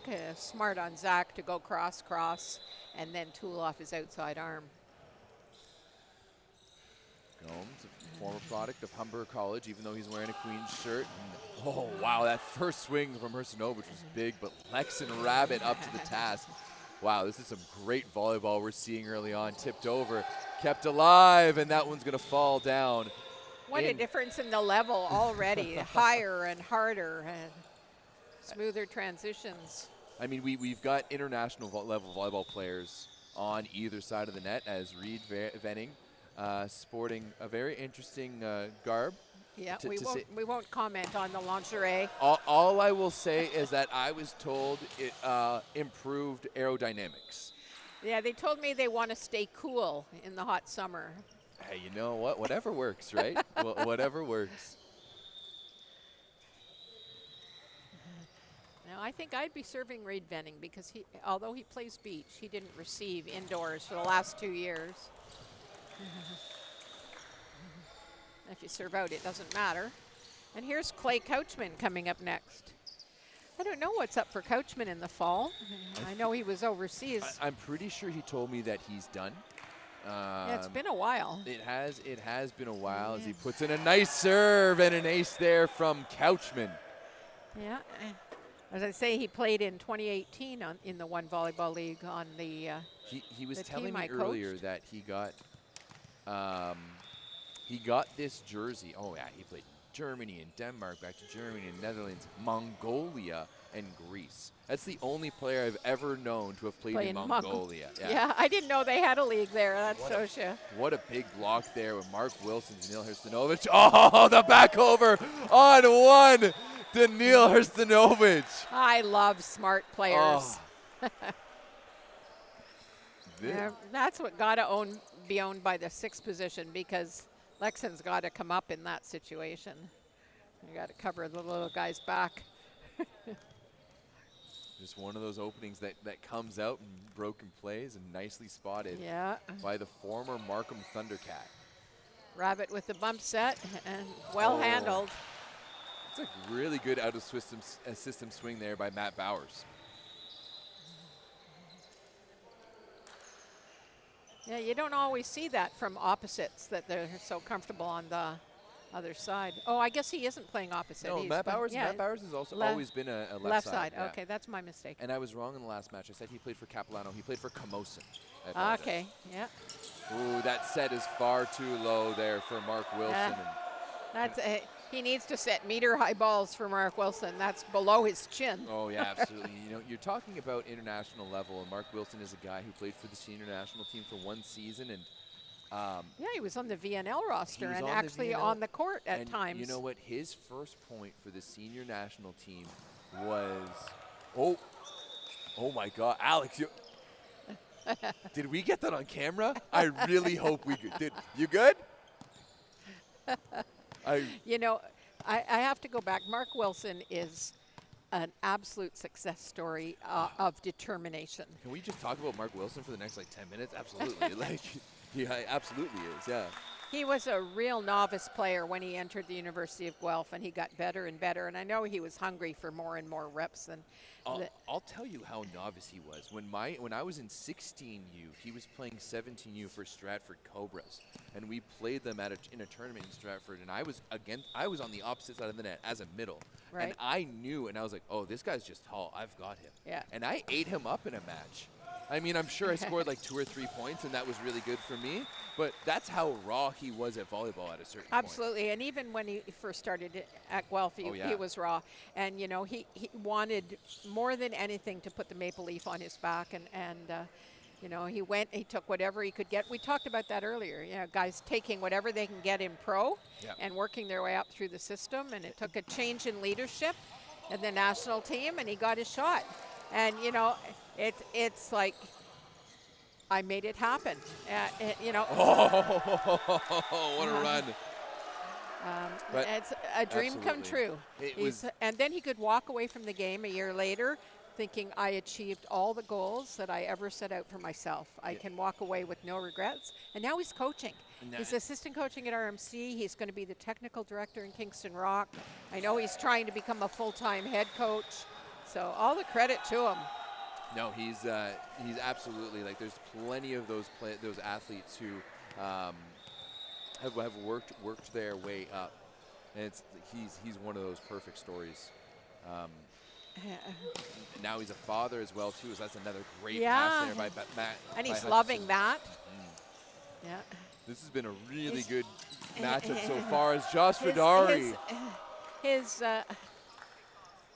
that long? Oh, it was called in. I saw that one in. Yeah. I saw that in for sure. Yeah, killed by Fidari in the deep corner. Yeah. And, you know, Mark's marriage is an absolutely true partnership. She, you know, sacrificed quite a bit to allow him to go country to country and all that. And yes. after they had their child, he agreed, when I give it up, you're in charge. You decide what city and what it's going to look like. And, you know, she's a Kingston girl, and so he's made this his home. Yeah, he has. That was a fantastic swing there by Danil Hrstanovic, aiming for the high hands, high off the block. It's hard to believe he's only 19 years old. Wow. Right, like that's at most he might still be 18. We'll have to look into that. As that is a big league swing by Zach Hutchison down the line.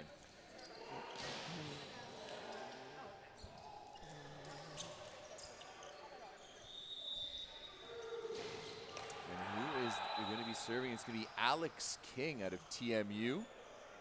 Formerly He's got a big jump serve. He does, formerly of the Ottawa Mavericks Volleyball Club, because that one's going to fall into the net. 9-8 for Adapt. They hold a slight lead at the moment. This roof is plenty high, but he tosses so high that you know, the lights are almost a threat. Fast pass there by Hutchison. He's going to get it back on the outside, pick up by Matsuto. Now Hrstanovic is going to just dump it over, handled by Tompkins. 2-ball, no! That's a swing, but kept alive. That falls. Tompkins, the quick short stroke, burns Coachman.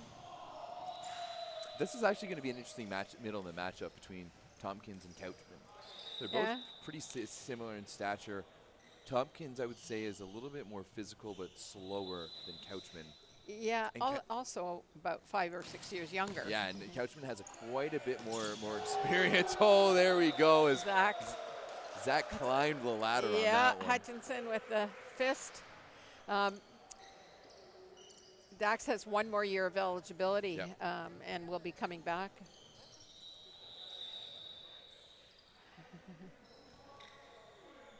Okay, Jake Gomes on the line. Dax is part of a really nice growing volleyball culture up there in the Bruce Peninsula and the Owen Sound, Wyerton area.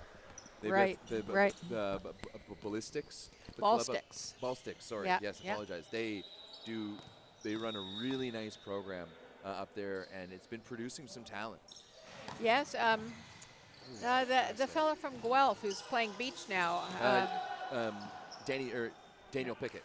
No, Johnny Pickett. Jonathan Pickett, Danny Pickett is his younger brother. Okay, Jonathan Pickett, from there as well, and done really, really well. Yeah, I'm pretty sure Johnny and Dax come from the same club team. Yeah, and are right the same era, I think, within a year of each other. They're the same year and everything. What a rip there by Reed Venning. Wow. Yeah. Goodness gracious. Has to fix his straps after that. Put those spaghetti straps back on the shoulders, and let's gear up for another one. Let's go.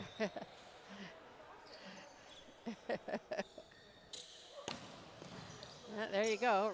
Nice but rip at there. Lex and Rabbit, again, not a good strategy.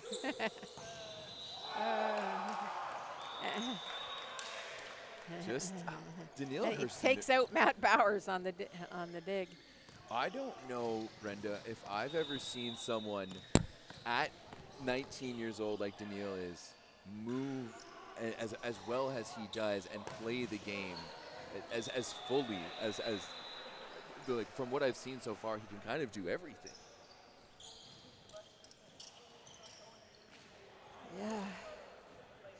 Yeah, when Reed Venning came to Queens, he came in the middle. He had played middle in club. Oh, really? Where did he come from? I thought he was from the Kitchener area, but I could be wrong. Great pass there by Leo Salazar. What a dish back to the outside. And Salazar handles that one nicely and puts it down. And I'm pretty sure Salazar played for Centennial College this year and was one of their leaders until he got injured. However, he also has a previous history playing for the Cuban national team as their backup libero. So this Adapt team is full of international talent. Nice pick up there by Venning. Chased down by Couchman. Went for the kick. Hey, man, he went for the glory. You got to give him respect for that. So Reed Venning actually comes from Curtis. Ooh, okay. So he's a Durham boy. I don't know what club he played for. It doesn't say. Must have been had to have been Durham Attack.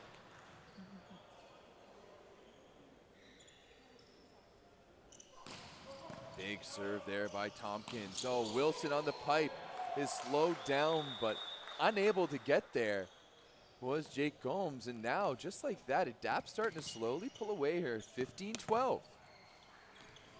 15-12 here for Adapt. Daniel on the serving line. Daniil Hrstanovic. Oh, He hits a heavy ball for a young guy. Exactly.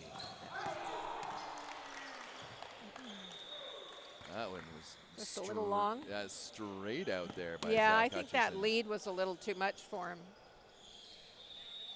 Here's Hrstanovic again.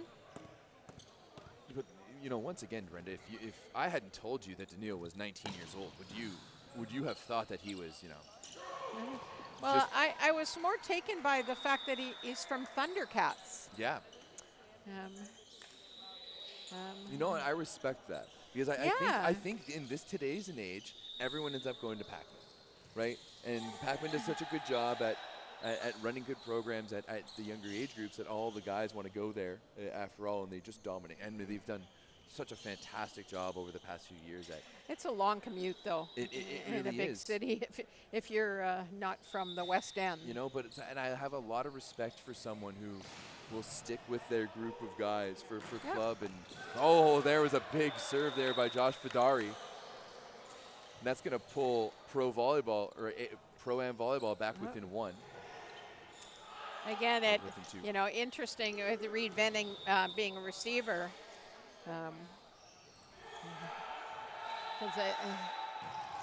It's good experience for him, and it certainly carries over for Beach, but I'd be serving that target as well. You know, I almost want to see us put Hrstanovic on the left side there and make him pass. Selfishly, I know that you know, this summer on the junior U19 team that both are the best scorers. Yeah, that should definitely be an over there. Yeah, that's the right call. That's the right call. She's kind of letting them call it themselves, unfortunately. Oh, she's going to reserve. That's fair. Fair enough. Back to 17-14.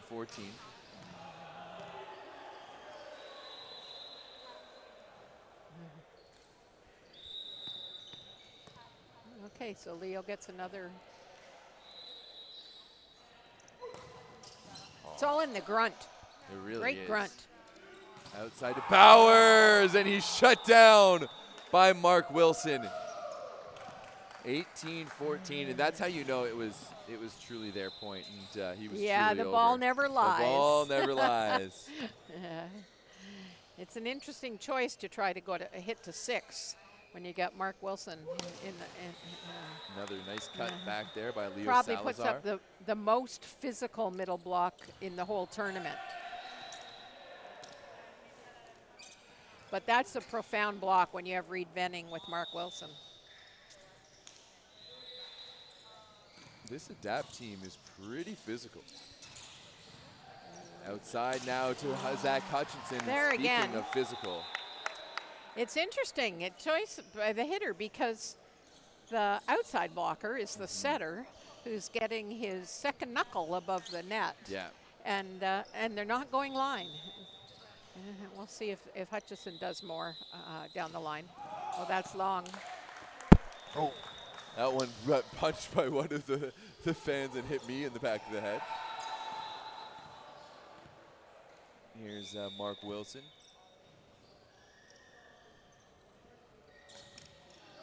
And that's long as well. So trading errors, and it's a 2-point game.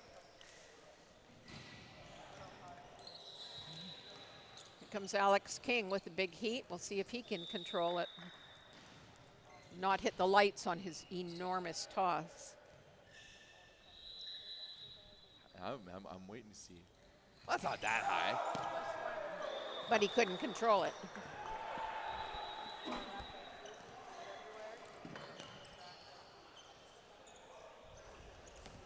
Mike Matsudo here. Just finished his first year at Centennial College. Oh, what a block there by Hrstanovic. Back outside to Hutchinson again, and he's going to use that I'm continuously impressed by Zach Hutchinson's ability to just find different ways to score. And He sees really well, and he has the ability to hit on his way up, hit at the top of his jump, or delay, hang, and hit on his way down, and he messes with blockers' timing as a result. oh, there we go. Josh Fidari, and maybe a little too casual there from Danil Hrstanovic, just trying to tip it over his shoulder. Yeah, I don't imagine he faces a whole lot of players who are as physical as he is, but Josh Fidari is definitely one of them. And especially with that reach, you can definitely hang in a little bit longer on that block. Just delay it a little bit as Gomes is going to go after Salazar. But what a perfect pass to Venning. That's kept alive. Outside, Hrstanovic is going to roll it over. Picked up by Hutchinson. Now to Fidari. Oh, and all over him was Hrstanovic, but that goes out of bounds. Yeah, getting tooled. It's a big, solid block, but he is doing a little too much reaching in the air. There's a lot of reaching to the inside, trying to take up more space as opposed to just taking away his corridor. Yeah, you get lucky sometimes and you get a big slam as a result of that, but more often than not it causes you to get tooled. Little too much tail on that one. Yeah, just cutting into that a little bit. And we've got a 1-point game here, as this has been a tight fought match.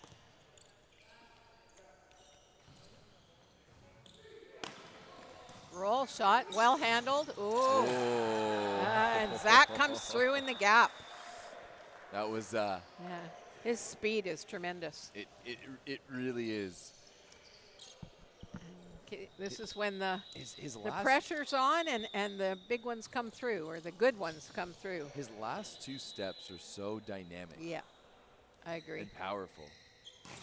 Oh. He'd like to take that one back, I'm sure.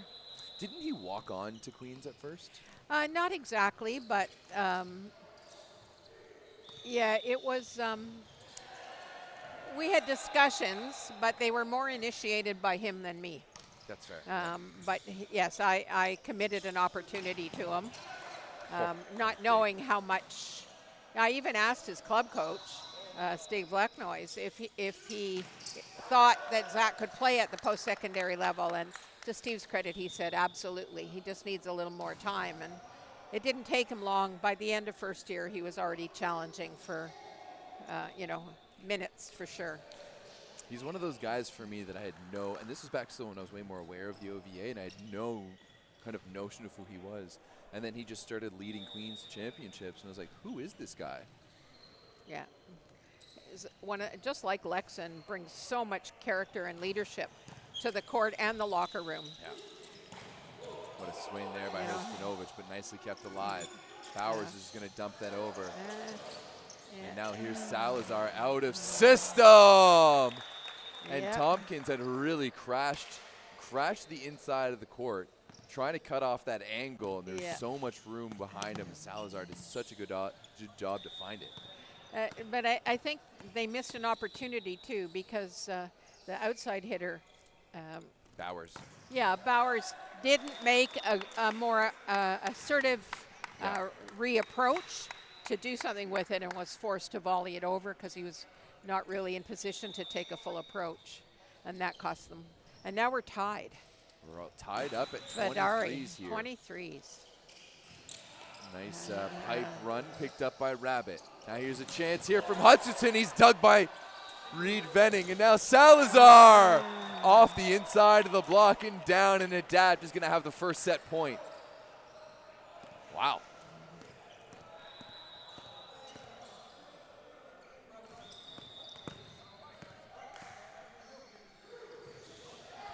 There we go. Salazar right at Rabbit again. He's up to the task. Now Fidari, he's blocked by Reed Venning, but kept alive. Now here's Matt Bowers with a swing. What a scoop there by Venning. High off the block, kept alive by Hutchinson, and then it's done. And that's the game. Set number 1 goes to Adapt. Wow. What a game. Brenda, that's the best set of volleyball we've seen all day. Absolutely. Tremendous. As I say, I wouldn't have bet the mortgage on who's going to win. No, not at all. What I'm most impressed with, Everett, is how few rallies are ending on an error. Yeah. I can maybe count on one hand how many each team had between serves and a pipe here or an outside swing there. Yeah. It has been very measured, but still fairly aggressive and intentional on both sides. Yeah. So the two things that stand out to me, Hutchinson's serve at 22s, missing that serve, and then they missed the opportunity to score when Bowers didn't approach fully and had to volley that over.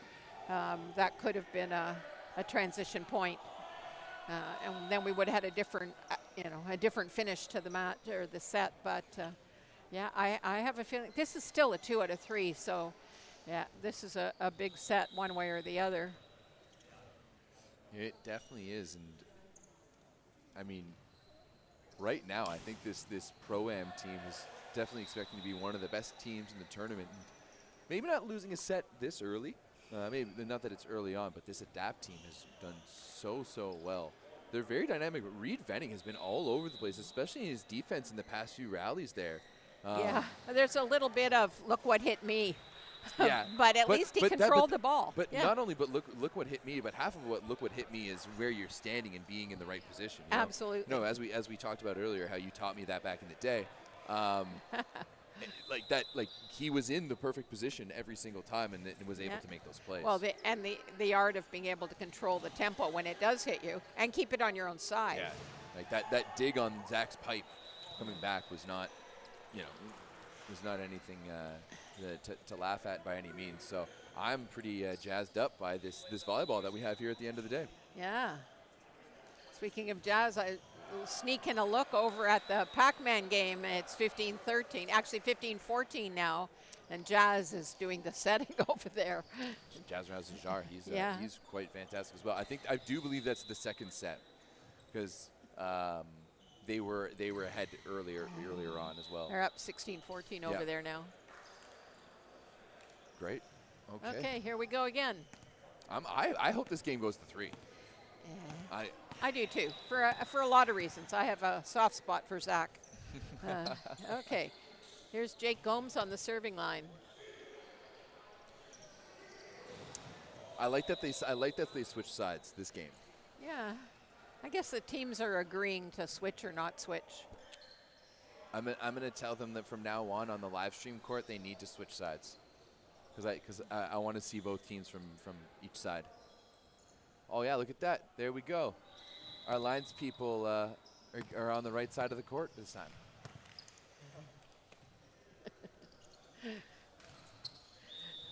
We're getting there. We're getting there. Yeah. That's a minor detail. Okay. Will he get an ace? And Shawan just unloaded on a ball in the other court. Great pass.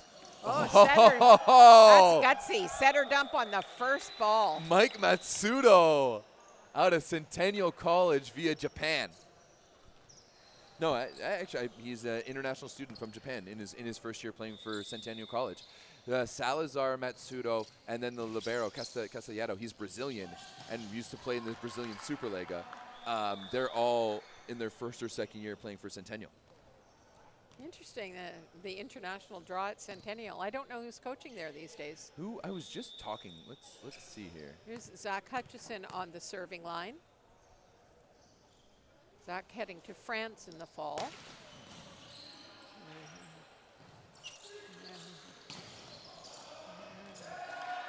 So you'll find this funny. Clay Couchman is their coach.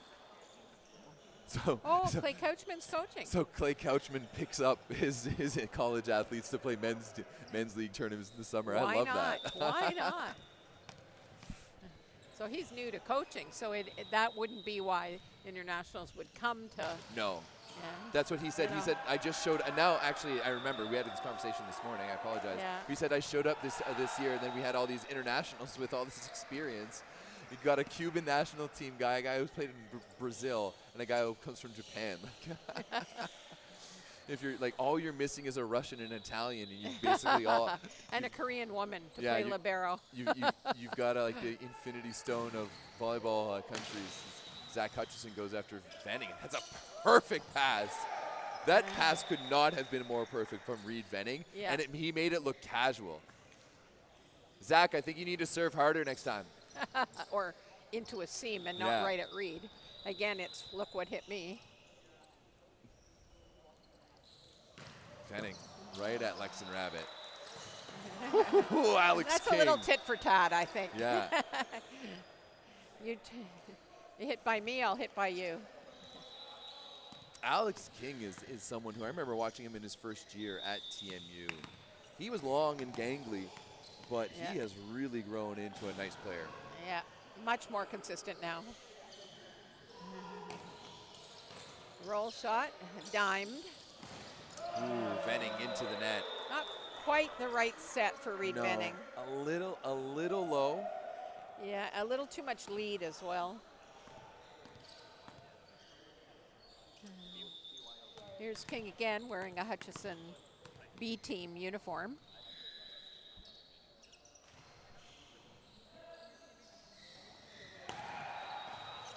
Another roll shot. Oh, Oh, Fedari. almost. Too focused on the pancake. You know what? Yeah. I'm a big believer in the coach of the no pancake rule. Because to be honest, any team I'm going to be coaching, you're not skilled enough to make a real pancake anyways. So just try to Yes. get it up. The Oh, I think Salazar got it back off of Fedari. yeah, Absolutely. he did.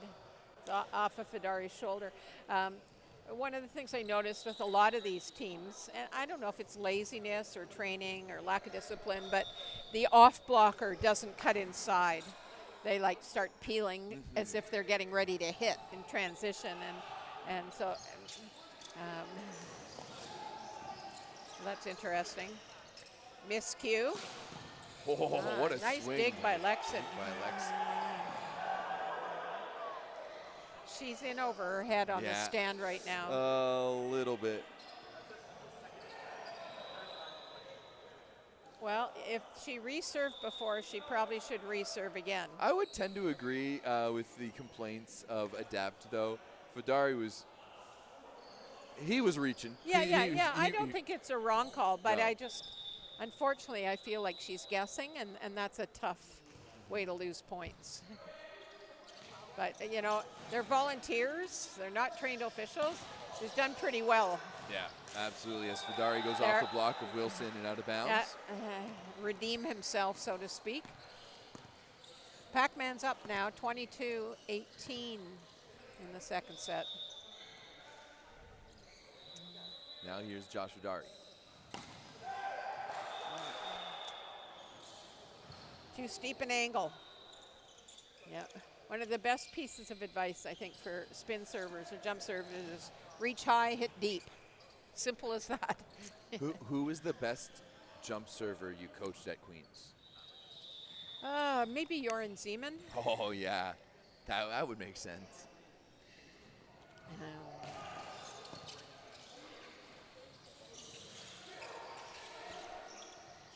But there's been several, actually. One of my favorite memories was watching that 2012 national championships here, and Jorn was really, that was his golden tour, right? It was his last year. Was it? Yeah. Everybody's last It was year. everyone's the last year. entire starting sixes The- last year. Yeah, and you know, he did such a great job in that quarterfinal. You guys packed the house. You brought the band in, and you guys upset Alberta Yep. in the. We had some help. Mitch. Mitch Irvine yeah. was down. He busted his knee, Yeah. which switched some things up And for then them. Taylor Well, Hunt yeah. had a tough go. he did, and then the next Then Robert Wojcik had to come in. Robert Wojcik, and then eventually they went to. And he went on to be a great player, but I think the nerves got him that day. Well, yeah, he was a first year, I think, and then they went to Kevin Proudfoot after him. And then in the semis and in the bronze medal match, the baseball team was putting up the Ks, like the strikeouts at the end of the court there, and in the arc, and it was. Yeah, I didn't really see that stuff. I was kind of No, focused on the match. Yeah, exactly. But you know, that was the only national championship I've gotten to enjoy as a spectator. It is different when you're not Yeah. critiquing or analyzing or reporting. Matt Good set. Bowers outside to Oh. Hutchinson. Ooh. Oh. That's a disappointing swing there from Zach. Yeah, I'm not. I think the ball forced the net into the blocker. That's Yeah. the right call. Yeah, yeah. That he rolled that into the lower third of the tape, so Yeah. or the net. So. All I right, am we told try that again. from the quarterfinals on, we will have referees tomorrow. Oh, good. I was going to offer to go up on this one, to be honest, and leave you on your own if she like get to a point that she's like really in tears or something. But I think she's held her own really well. Not an easy thing. 9-9 on the board Okay. right now. We got Dax Thompson on the line. I anticipate a spin serve here. Oh, interesting. Oh, that is an interesting movement Yeah. on the serve as Yeah. Mark Wilson, he hits that way, but like, he hit that one way beneath where he could. Absolutely, but it's got a great snap, you know, wrist and elbow, and so as long as you get it above his shoulder, he can do something meaningful with it. But that was probably only about 6 inches low. Some of them have been more like a foot low. So Going at Bowers this time, and well, that's a good faster set. ball. That's a great set. Now it's Stanovich. Oh, Lexon. Super dig. And Oh, Salazar up to the task in that back row too. Great little rally. Now Reed is slowed down. She better not call that net touch. Now Reed once again and dumped back over. Here Matsuto to her Stanovich. High off the hands. That goes long. they're questioning whether it was a foot fault violation there. But he's front row, so I think they're. Yeah. No, is he front row? Oh, he wouldn't. No, he No, wouldn't have been. he's back row. I think they missed that. I think this team is correct. That was a foot violation. Zach Hutchinson though, Yeah, decisive. in the seam. That was a quick one. Yeah, I really like that set there from Gomes in the last play, and he's good and just decided to speed it up just a little bit. Pro-Am volleyball trails here by 1. Now right side to Fadari, and that is going to be wide. Where did Gomes play before he went pro? Humber. Okay. They've produced a lot of good players over the years. They have. Wilkins does a great job. Absolutely.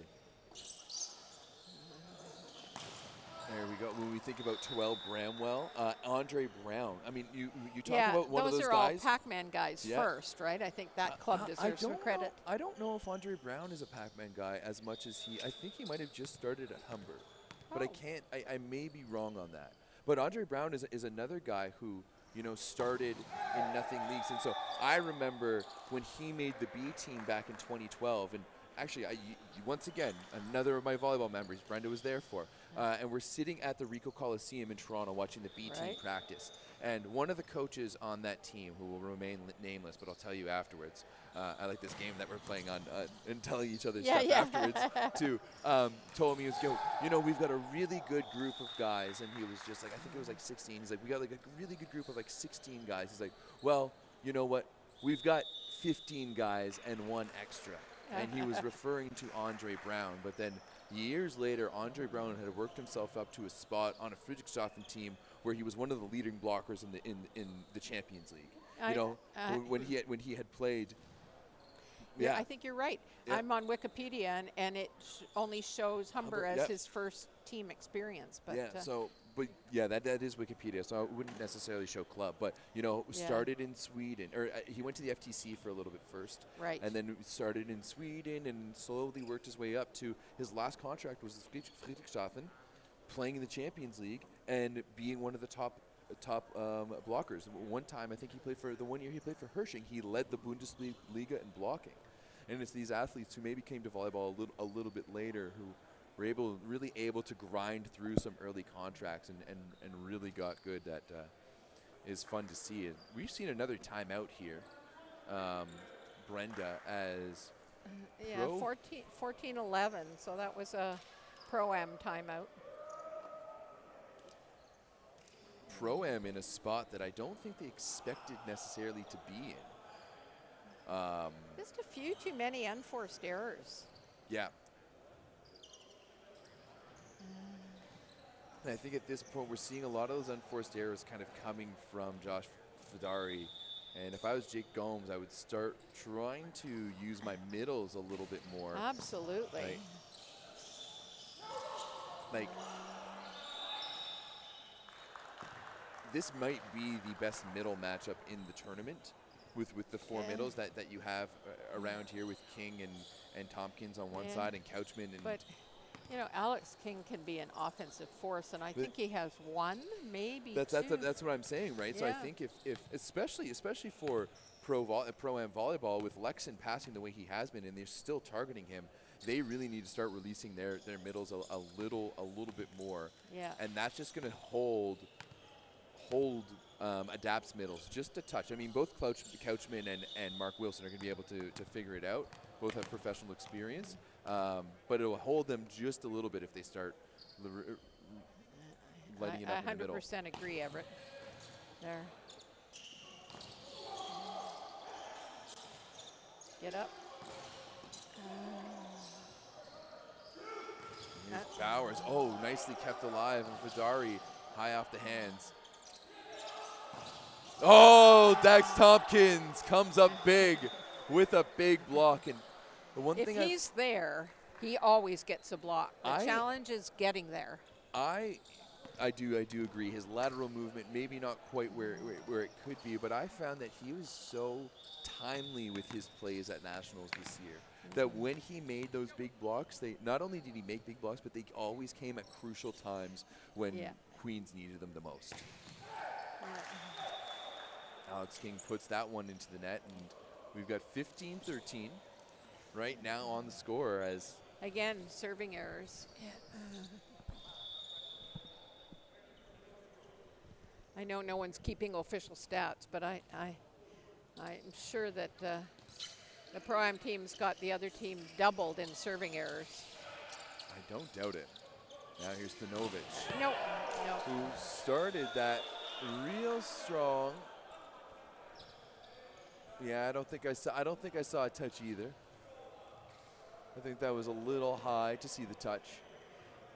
I do not believe there was a touch. I think the guys have been honest. The ball did not change spins. I agree with that call.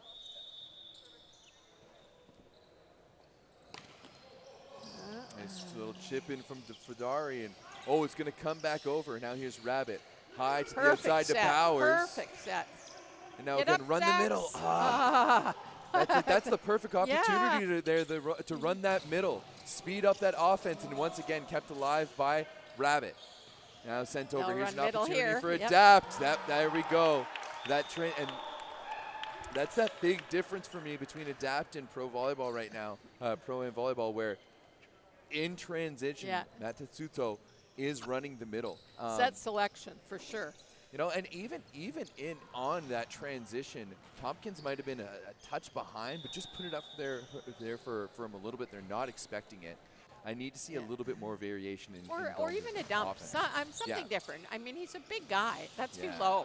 That's forcing it just a little bit too and a little bit too late. Choosing a time when he's literally on the right antenna. Yeah. Like it's not. And that's me. Whenever I'm falling back, I don't want to be trying to force that 31. That's something that if I'm falling back, I'm either just going to lay it up over my shoulder or I'm going to push it high to the outside for my outlet. He was trying to run a 50, not a 30. Yeah. Smart by Zach here, slow things down a bit since they're veteran move. Yeah. So slipping away. He did dive, so. Yeah, that's true. 17-14 here for Adapt. What a great pass there by Hutchinson. And once again, what a dig. Now Salazar, oh my goodness. Well, for being a libero, he's doing really well. That first error, I think. More towel time. Towel seems to be helping them. Now Matt Bowers back to serve, 17-15.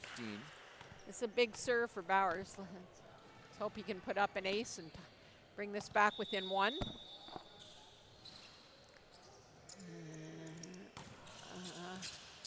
Right at the libero. Go. Oh, that's kept alive, dumped over by Tompkins. Here's another chance for a dap. Turstanovic off the block. Ooh. I would tend to agree with Hutchinson on that one. I don't think. No touch. Yeah, I saw no touch. I think that was into the net. 2/3 of the ball was below the tape. No. Oh, back to another Both reserve. reserves have been.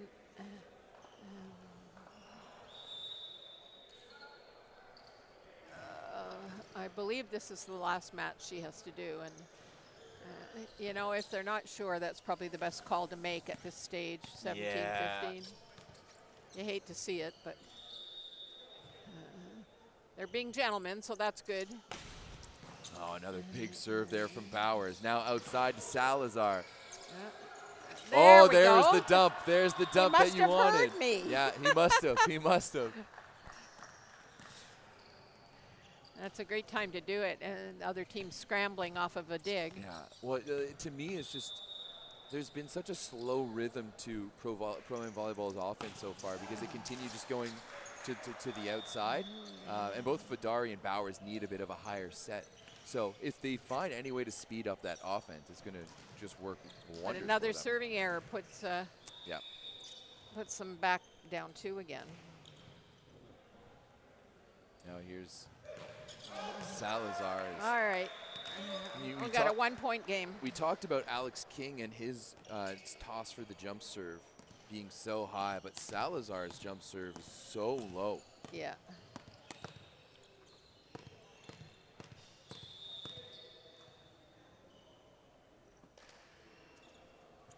Tompkins. Now to Hrstanovic. She's going to put that one through the block.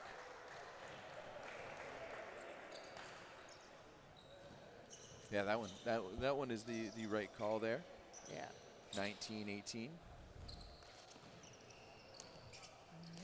Well, this is getting to a critical time for the Pro-Am team.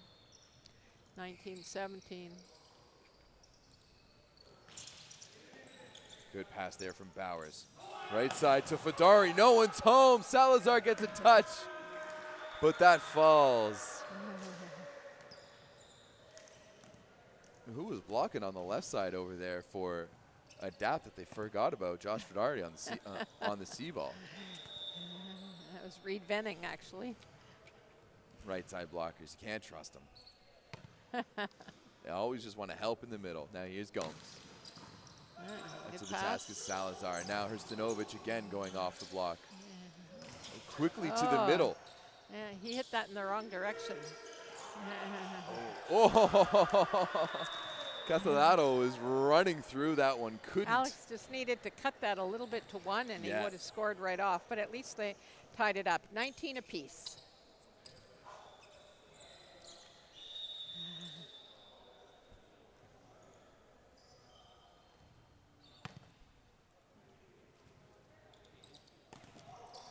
Nice serve Float there. serve. Little hybrid. Kept alive by Venning. Now outside to Hutchinson, and he goes 5-hole on Hrstanovic. That flat, fast ball to the antenna, Zach is money on. Yeah, and that is actually going to give an adapt lead now, and they lead 20-19 for Pro-Am. Or sorry, There Pro-Am. we go. Reed Venning was a Thundercat with Damo. And they were peppering together in the warm-up, so that makes sense. Yeah. They'd make a hell of a beach team, too. They would. I mean, Daniil did represent Canada in beach. Yeah. Venning did, too. Did he? 19U. I wonder if they did it together. No, I don't think so. Oh, there we go. What a run. Once again, I think Gomes has been listening to us. I think he's either he can hear us over there or. Maybe he figured it out on his own, just a little slower than we did.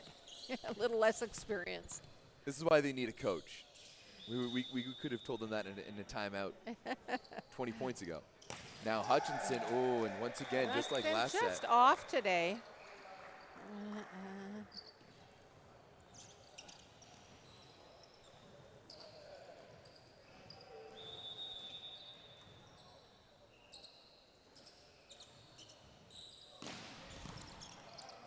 Good pass there from Bowers. Now Fedari.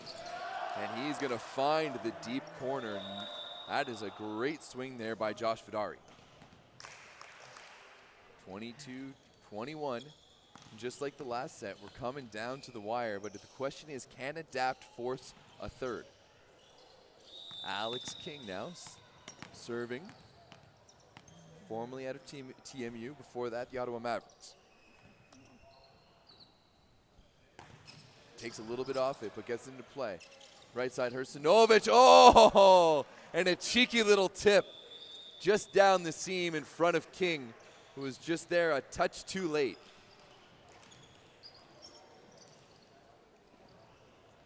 We're looking up. I'm looking to see who Reed Venning's partner was. Oh, and that is just out as the miscommunication there from Adapt is, or sorry, from Pro-Am Volleyball is going to give Adapt the late lead here, 23-22. Clay Couchman back to serve. And let's see if he is going to, like right now, if I'm Couchman, I'm trying to put all the pressure on, that's it, that man right there, Matt Bowers. And they're going to run it to the middle again, and this time Tompkins, oh, that one was down, in my opinion anyways. Now right side, Fedari tips it over and down. We're all tied up once again at 23s.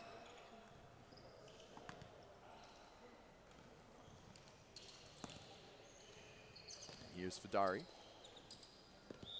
wearing some vintage T-Mac gear. Cuts, takes a little bit too much off. Castellato handles that one easily. One-on-one. And Hrstanovic calmly puts that off the block of Bowers and out of bounds. And that'll give Adapt match point.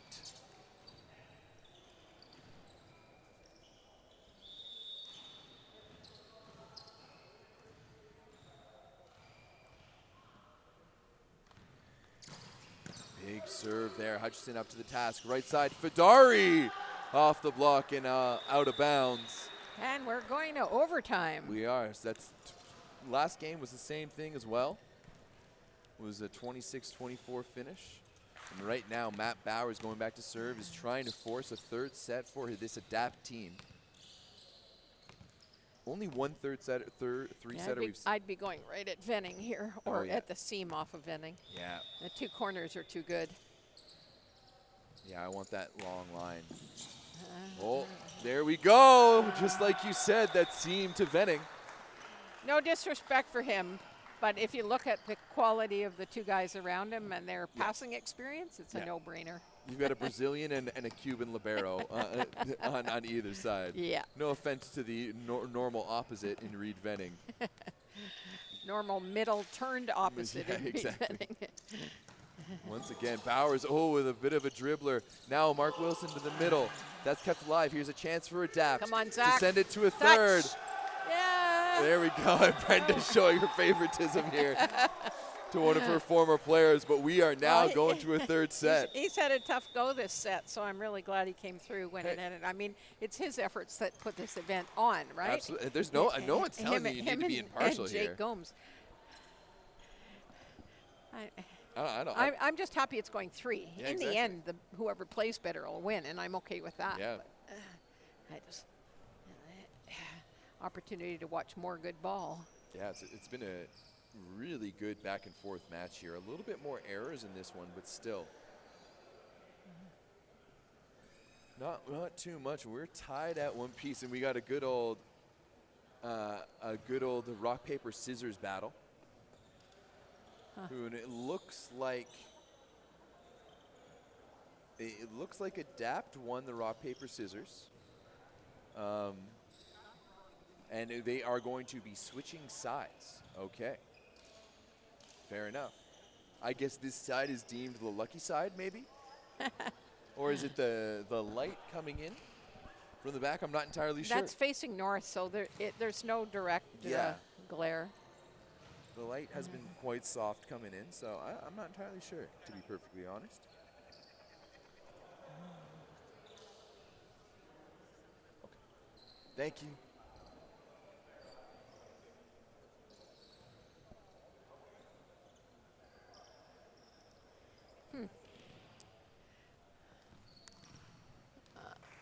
You know who that is, by any chance? No, I don't. Yeah, just curious. That's the first time I've seen them in my chat. So,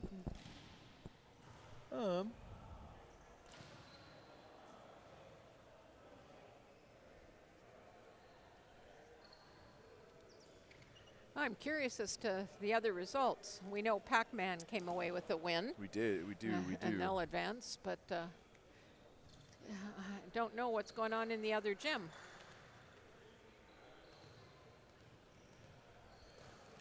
I'm going to apologize in advance because we no longer have a volunteer to keep the score, and I'm going to have to keep the score now. So I will. I'm telling you now, I will mess it up. There will be times when I'm going to have to I'm just warning you in advance. If I've got it wrong, just let me know in the chat. Do you want me to get you a volunteer? No, it's fine. Oh, wait, never mind. I think we do have a volunteer. Perfect, great. It's very simple. You just have to press +1, +1, +1, +1. So that's Pro-Am. So that's going to be Zach's team, and then adapt as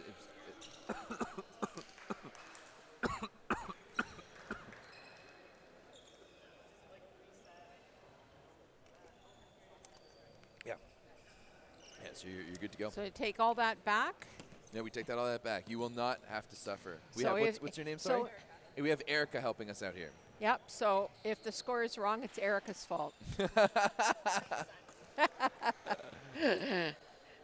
There'll be less errors than if he did it, so if Everett did it, so. That's very true. I will forget about it as we are back underway for set number 3 and go right to the middle. Oh, good block there by Gomes. Good recycle. Salazar goes off the block and down.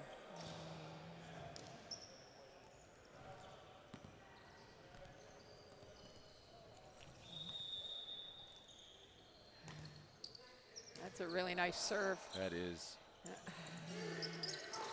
Oh, and swatting that down is Hrstanovic. Made an interesting gesture after. I thought maybe he hit the net or he hurt something. No, I think he was just like, ooh, look at me. Yeah, it was more of a get out of my house. Yeah. Don't try that here. Oh, what a swing there by Hutchinson, but Castellato is up to the task. Now here's a joust at the net. Pushing through is Hrstanovic. Hutchinson on the outside. He goes off the block. And, you know, we talked about Gavin Schmidt before going up and over. Yeah. Hrstanovic is the same thing. Yeah. I kind of agree. I'd rather see him stay narrow and push over as opposed to coming over big. Yeah, I don't mind if they get big at the top, but I like to see them penetrate sooner. Yeah. Yeah.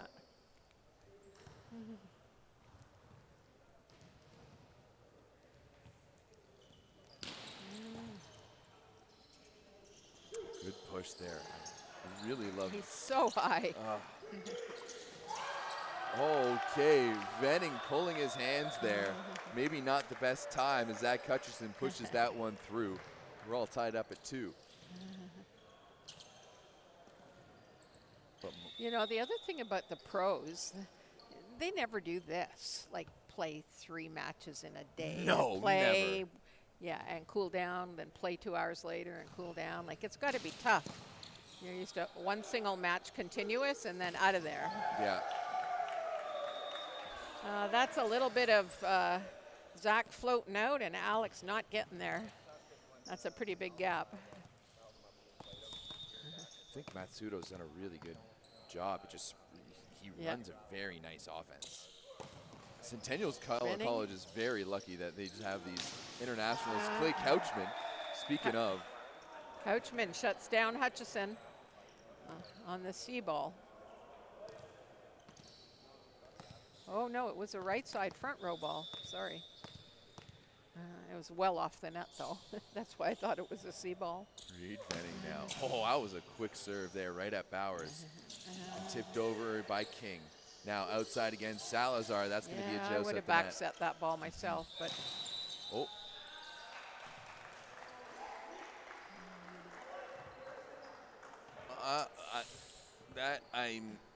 I don't really know what was called there. I don't know I either. think it was the right. In the point ended up in the right way, but.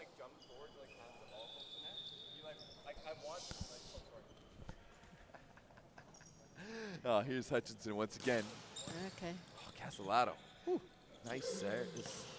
There we Yeah, go, he's Daniil. just like one floor higher or one rung on the ladder higher than anybody else. Yeah, he really is. Yeah. Daniil Hrstanovic is physical. Now Couchman.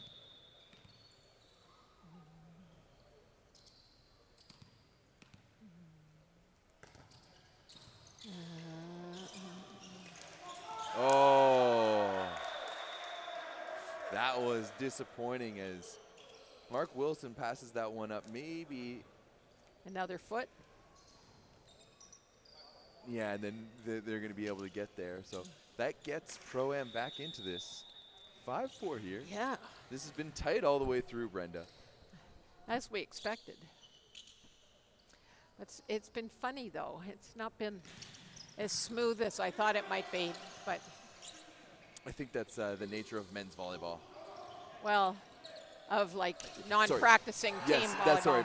Men's that's what I meant by men's volleyball. Is men's adult volleyball.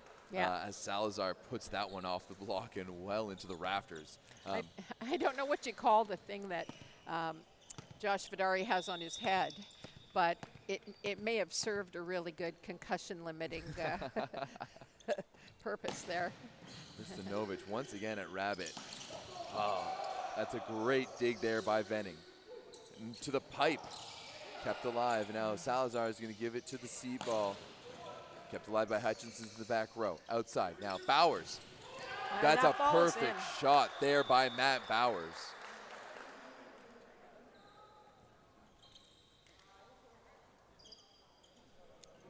Queens boys are rolling in here. I wonder how they Yeah. did.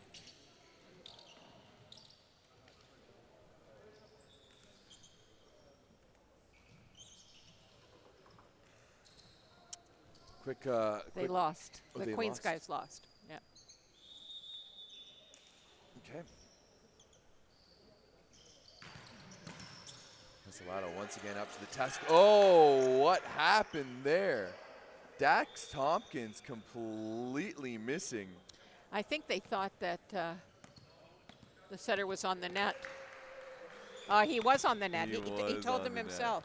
That's not Your setter was on the net. that's not an excuse though. They got lucky he was on the net. Absolutely, they got lucky. Lucky he was on the Yeah. net. He called his own net fault, so good on him.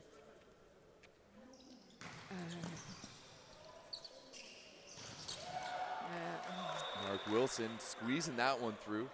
And that's not easy connection either. I have to give that setter credit because there's such a physical There's mismatch massive that, height that, difference. that he has to set it at about a For you him know, to almost set a 90 31, yeah, it has to- almost has to be straight up. Yeah. Especially if he's setting from the ground, but because he's not a particular he doesn't jump set and he doesn't contact the guy anywhere near Gomes as Venning shuts the That's door not there. the choice I would have made there, but yeah. 8-6. You know, I'm a firm believer that if the pass doesn't allow you to run a fast middle, you shouldn't run a pipe. 8-6.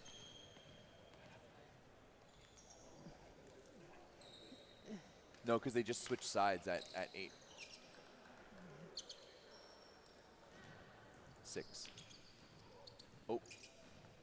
Yeah, 8-6. That's what they've got on that. There we go. Okay. Salazar. Oh, it's still alive. Hrstanovic ducking covered there, but it's still alive. Vidari squeezes that one through. The one-end stab by Castellato couldn't get it done.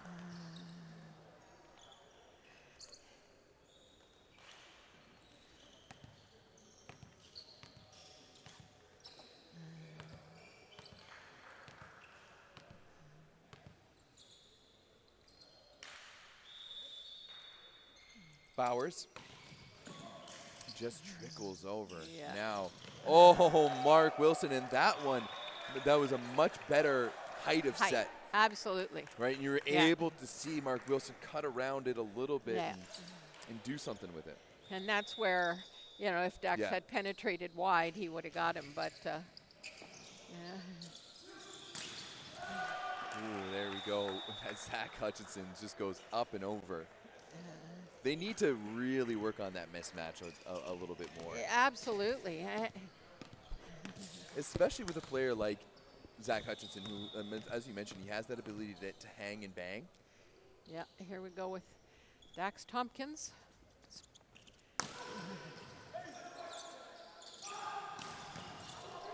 Good dig there by Fedari. Now Hutchinson tips that one over the block and down the line.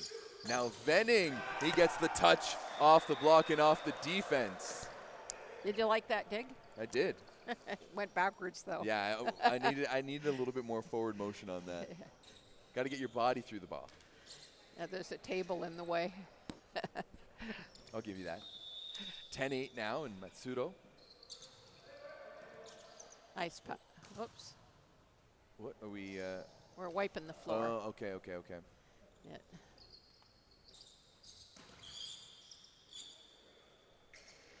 So we got a reserve here at 10-8. I still can't get over the tops that Benning and Oh, there we go. What a swing by Alex King. yeah, a little more middle. Yeah. The high slow middle set's been almost 100% for them.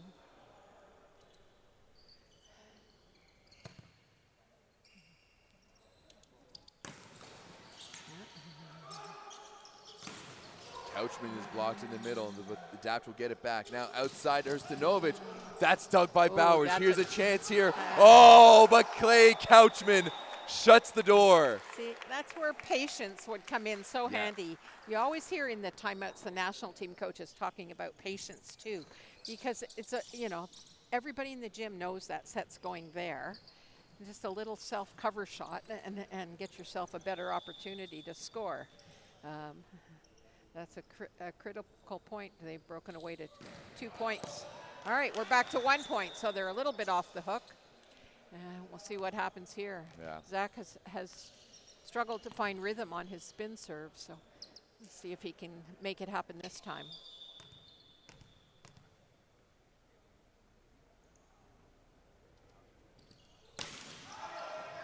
Unfortunately, still not quite finding it. Oh, how I could see it. Next year, Everett, you got to suit up. Next year, yeah, right. You got a whole year to get in shape. People would stop listening to me if they watched me play. 12-10 here, and 12-11 now? or sorry, it's 12-11. I apologize. Yeah, and Alex King going to put it in play.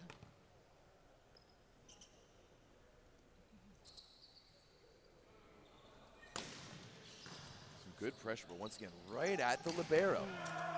Right at the libero, and you've got a one-on-one. Dax Tompkins, of course, he has to stay with the way that they've been running Yeah. Mark Wilson. You need to be able to front him. But Yeah, I also think the server needs to put more pressure on them. a little bit, yeah. That was pretty loopy. Okay, 13-11, they're going to run out of time. Pro-Am's potentially in trouble. They have to get a steal right now, but That's first a this perfect side out. set. Oh, and Castellano. Perfect set. That's one of the rare balls I've seen Castellano the libero on Adapt. Yeah, it looked like his foot got caught, like Yeah. he stubbed a toe or something. And he's shaking his head over there Yeah. as well. And that's a ball that I think he digs 9 out of 10 times. Yeah. Now here's Fedari, and this is an opportunity right here for Pro-Am. Kind of all or nothing, I think. There we go. Oh, He put some pressure on it. That's exactly Yeah. what you want to see. Yeah. Oh, what a dig there by Bowers. Oh, I'm not sure that was the right set. He set himself. There's an opportunity. Oh, Matsudo! What a dump! What a dump! What awareness on that ball right there. to realize the gap that's open, and that gives us match point 14-12 for Adapt Volleyball. You know, when I was a young player, I had a coach who told me as a setter, you have to be able to look out of your ear. And it took me a long time to understand what he meant by that. But I think in this case, That's a perfect, and that rightly so. We're gonna get a timeout right now from Pro-Am Volleyball, and it was just, you know, those decisions in those tight moments. Fadari setting it there to essentially himself on the right side, as opposed to just giving a high ball to the left side. It was a tough one too, because he had put in such a good serve. Bowers had made such a good dig. yeah. Transition's the best time to dump too, you know. Yeah, absolutely. Well, this is the last time out, and it's match point, so we know it's over soon, one way or the other. But how are we for matchups here? Let's see as We got a front row setter on this side of the net. Yeah. Although Gomes is a pretty decent blocker, but that does mean that they're only going to have the two options with Fadari on the seat. Yeah, And Bowers maybe. Who is serving back there? Oh, it's Salazar. Okay. Yeah. Match point here for Adapt. This They were is the second. I'm predicting spin serve with a tail. Oh, Nope, just goes straight right at Bowers. Good pass there. That's Doug. Back over. Oh, and it falls.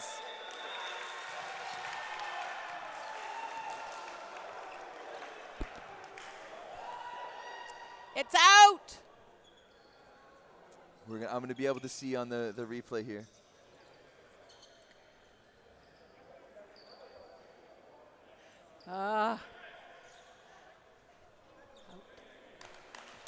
It's out.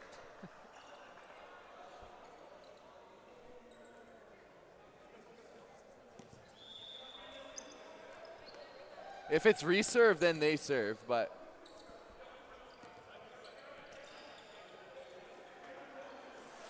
I think that's in. Well, it's reserve. I saw that as in. Don't. This reserve is fine. Good decision. You don't want to end it with a uncertain call. Okay, we're back to 14-12. Linesman called it out, so. I personally saw that in. Yeah. Lines on your person- third look, you don't get 3 looks. No, on my first look, I saw that in too. And there we go. That is going to be out of bounds. The ball never lies. The ball never lies. And just like that, Pro-Am Volleyball is going to be a 2 seed and going to have to play a pre-quarter matchup tomorrow morning. And Adapt Volleyball, who was a 2 seed, they lost to Queens in their first set of pool, wins the repool, and they are going to go and be a top seed and qualify directly for the quarterfinals. Well, it's been quite an interesting day of volleyball, quite a wide range of talent and execution, and really good sportsmanship and honesty. I'm really impressed with the character of the teams, and a credit to the volunteers, both officiating and doing 3-ball system. Really fun day. It's been a pleasure, Everett. Oh, thank you, Brenda. That's and awesome. We'll see you bright and early tomorrow morning. See you bright and early. It looks like that first game is at 9 a.m. Yeah. Well, we won't have any trouble parking, I don't think. No, parking won't be won't be an issue. But you know, I do believe that we're headed to the Grizzly Grill right now, or not right now, but I believe there's a meeting there at 8 p.m. And well, you enjoy that. Yeah. I will not be there. We'll see how many soda pops I have tonight, and how you might be carrying the bulk of the legwork on tomorrow's broadcast. But Thank you. Thank you, Erica. All right, guys. Well, thank you very much. That'll be. I don't know who that guy is, but he gave me a hard time. We're not online anymore, are we? We still are, yeah. Oh, okay. So, real quick, thank you very much, guys. We will see you tomorrow at 9 a.m. for the pre-quarters here at the 2024 Volleyball Pro-Am.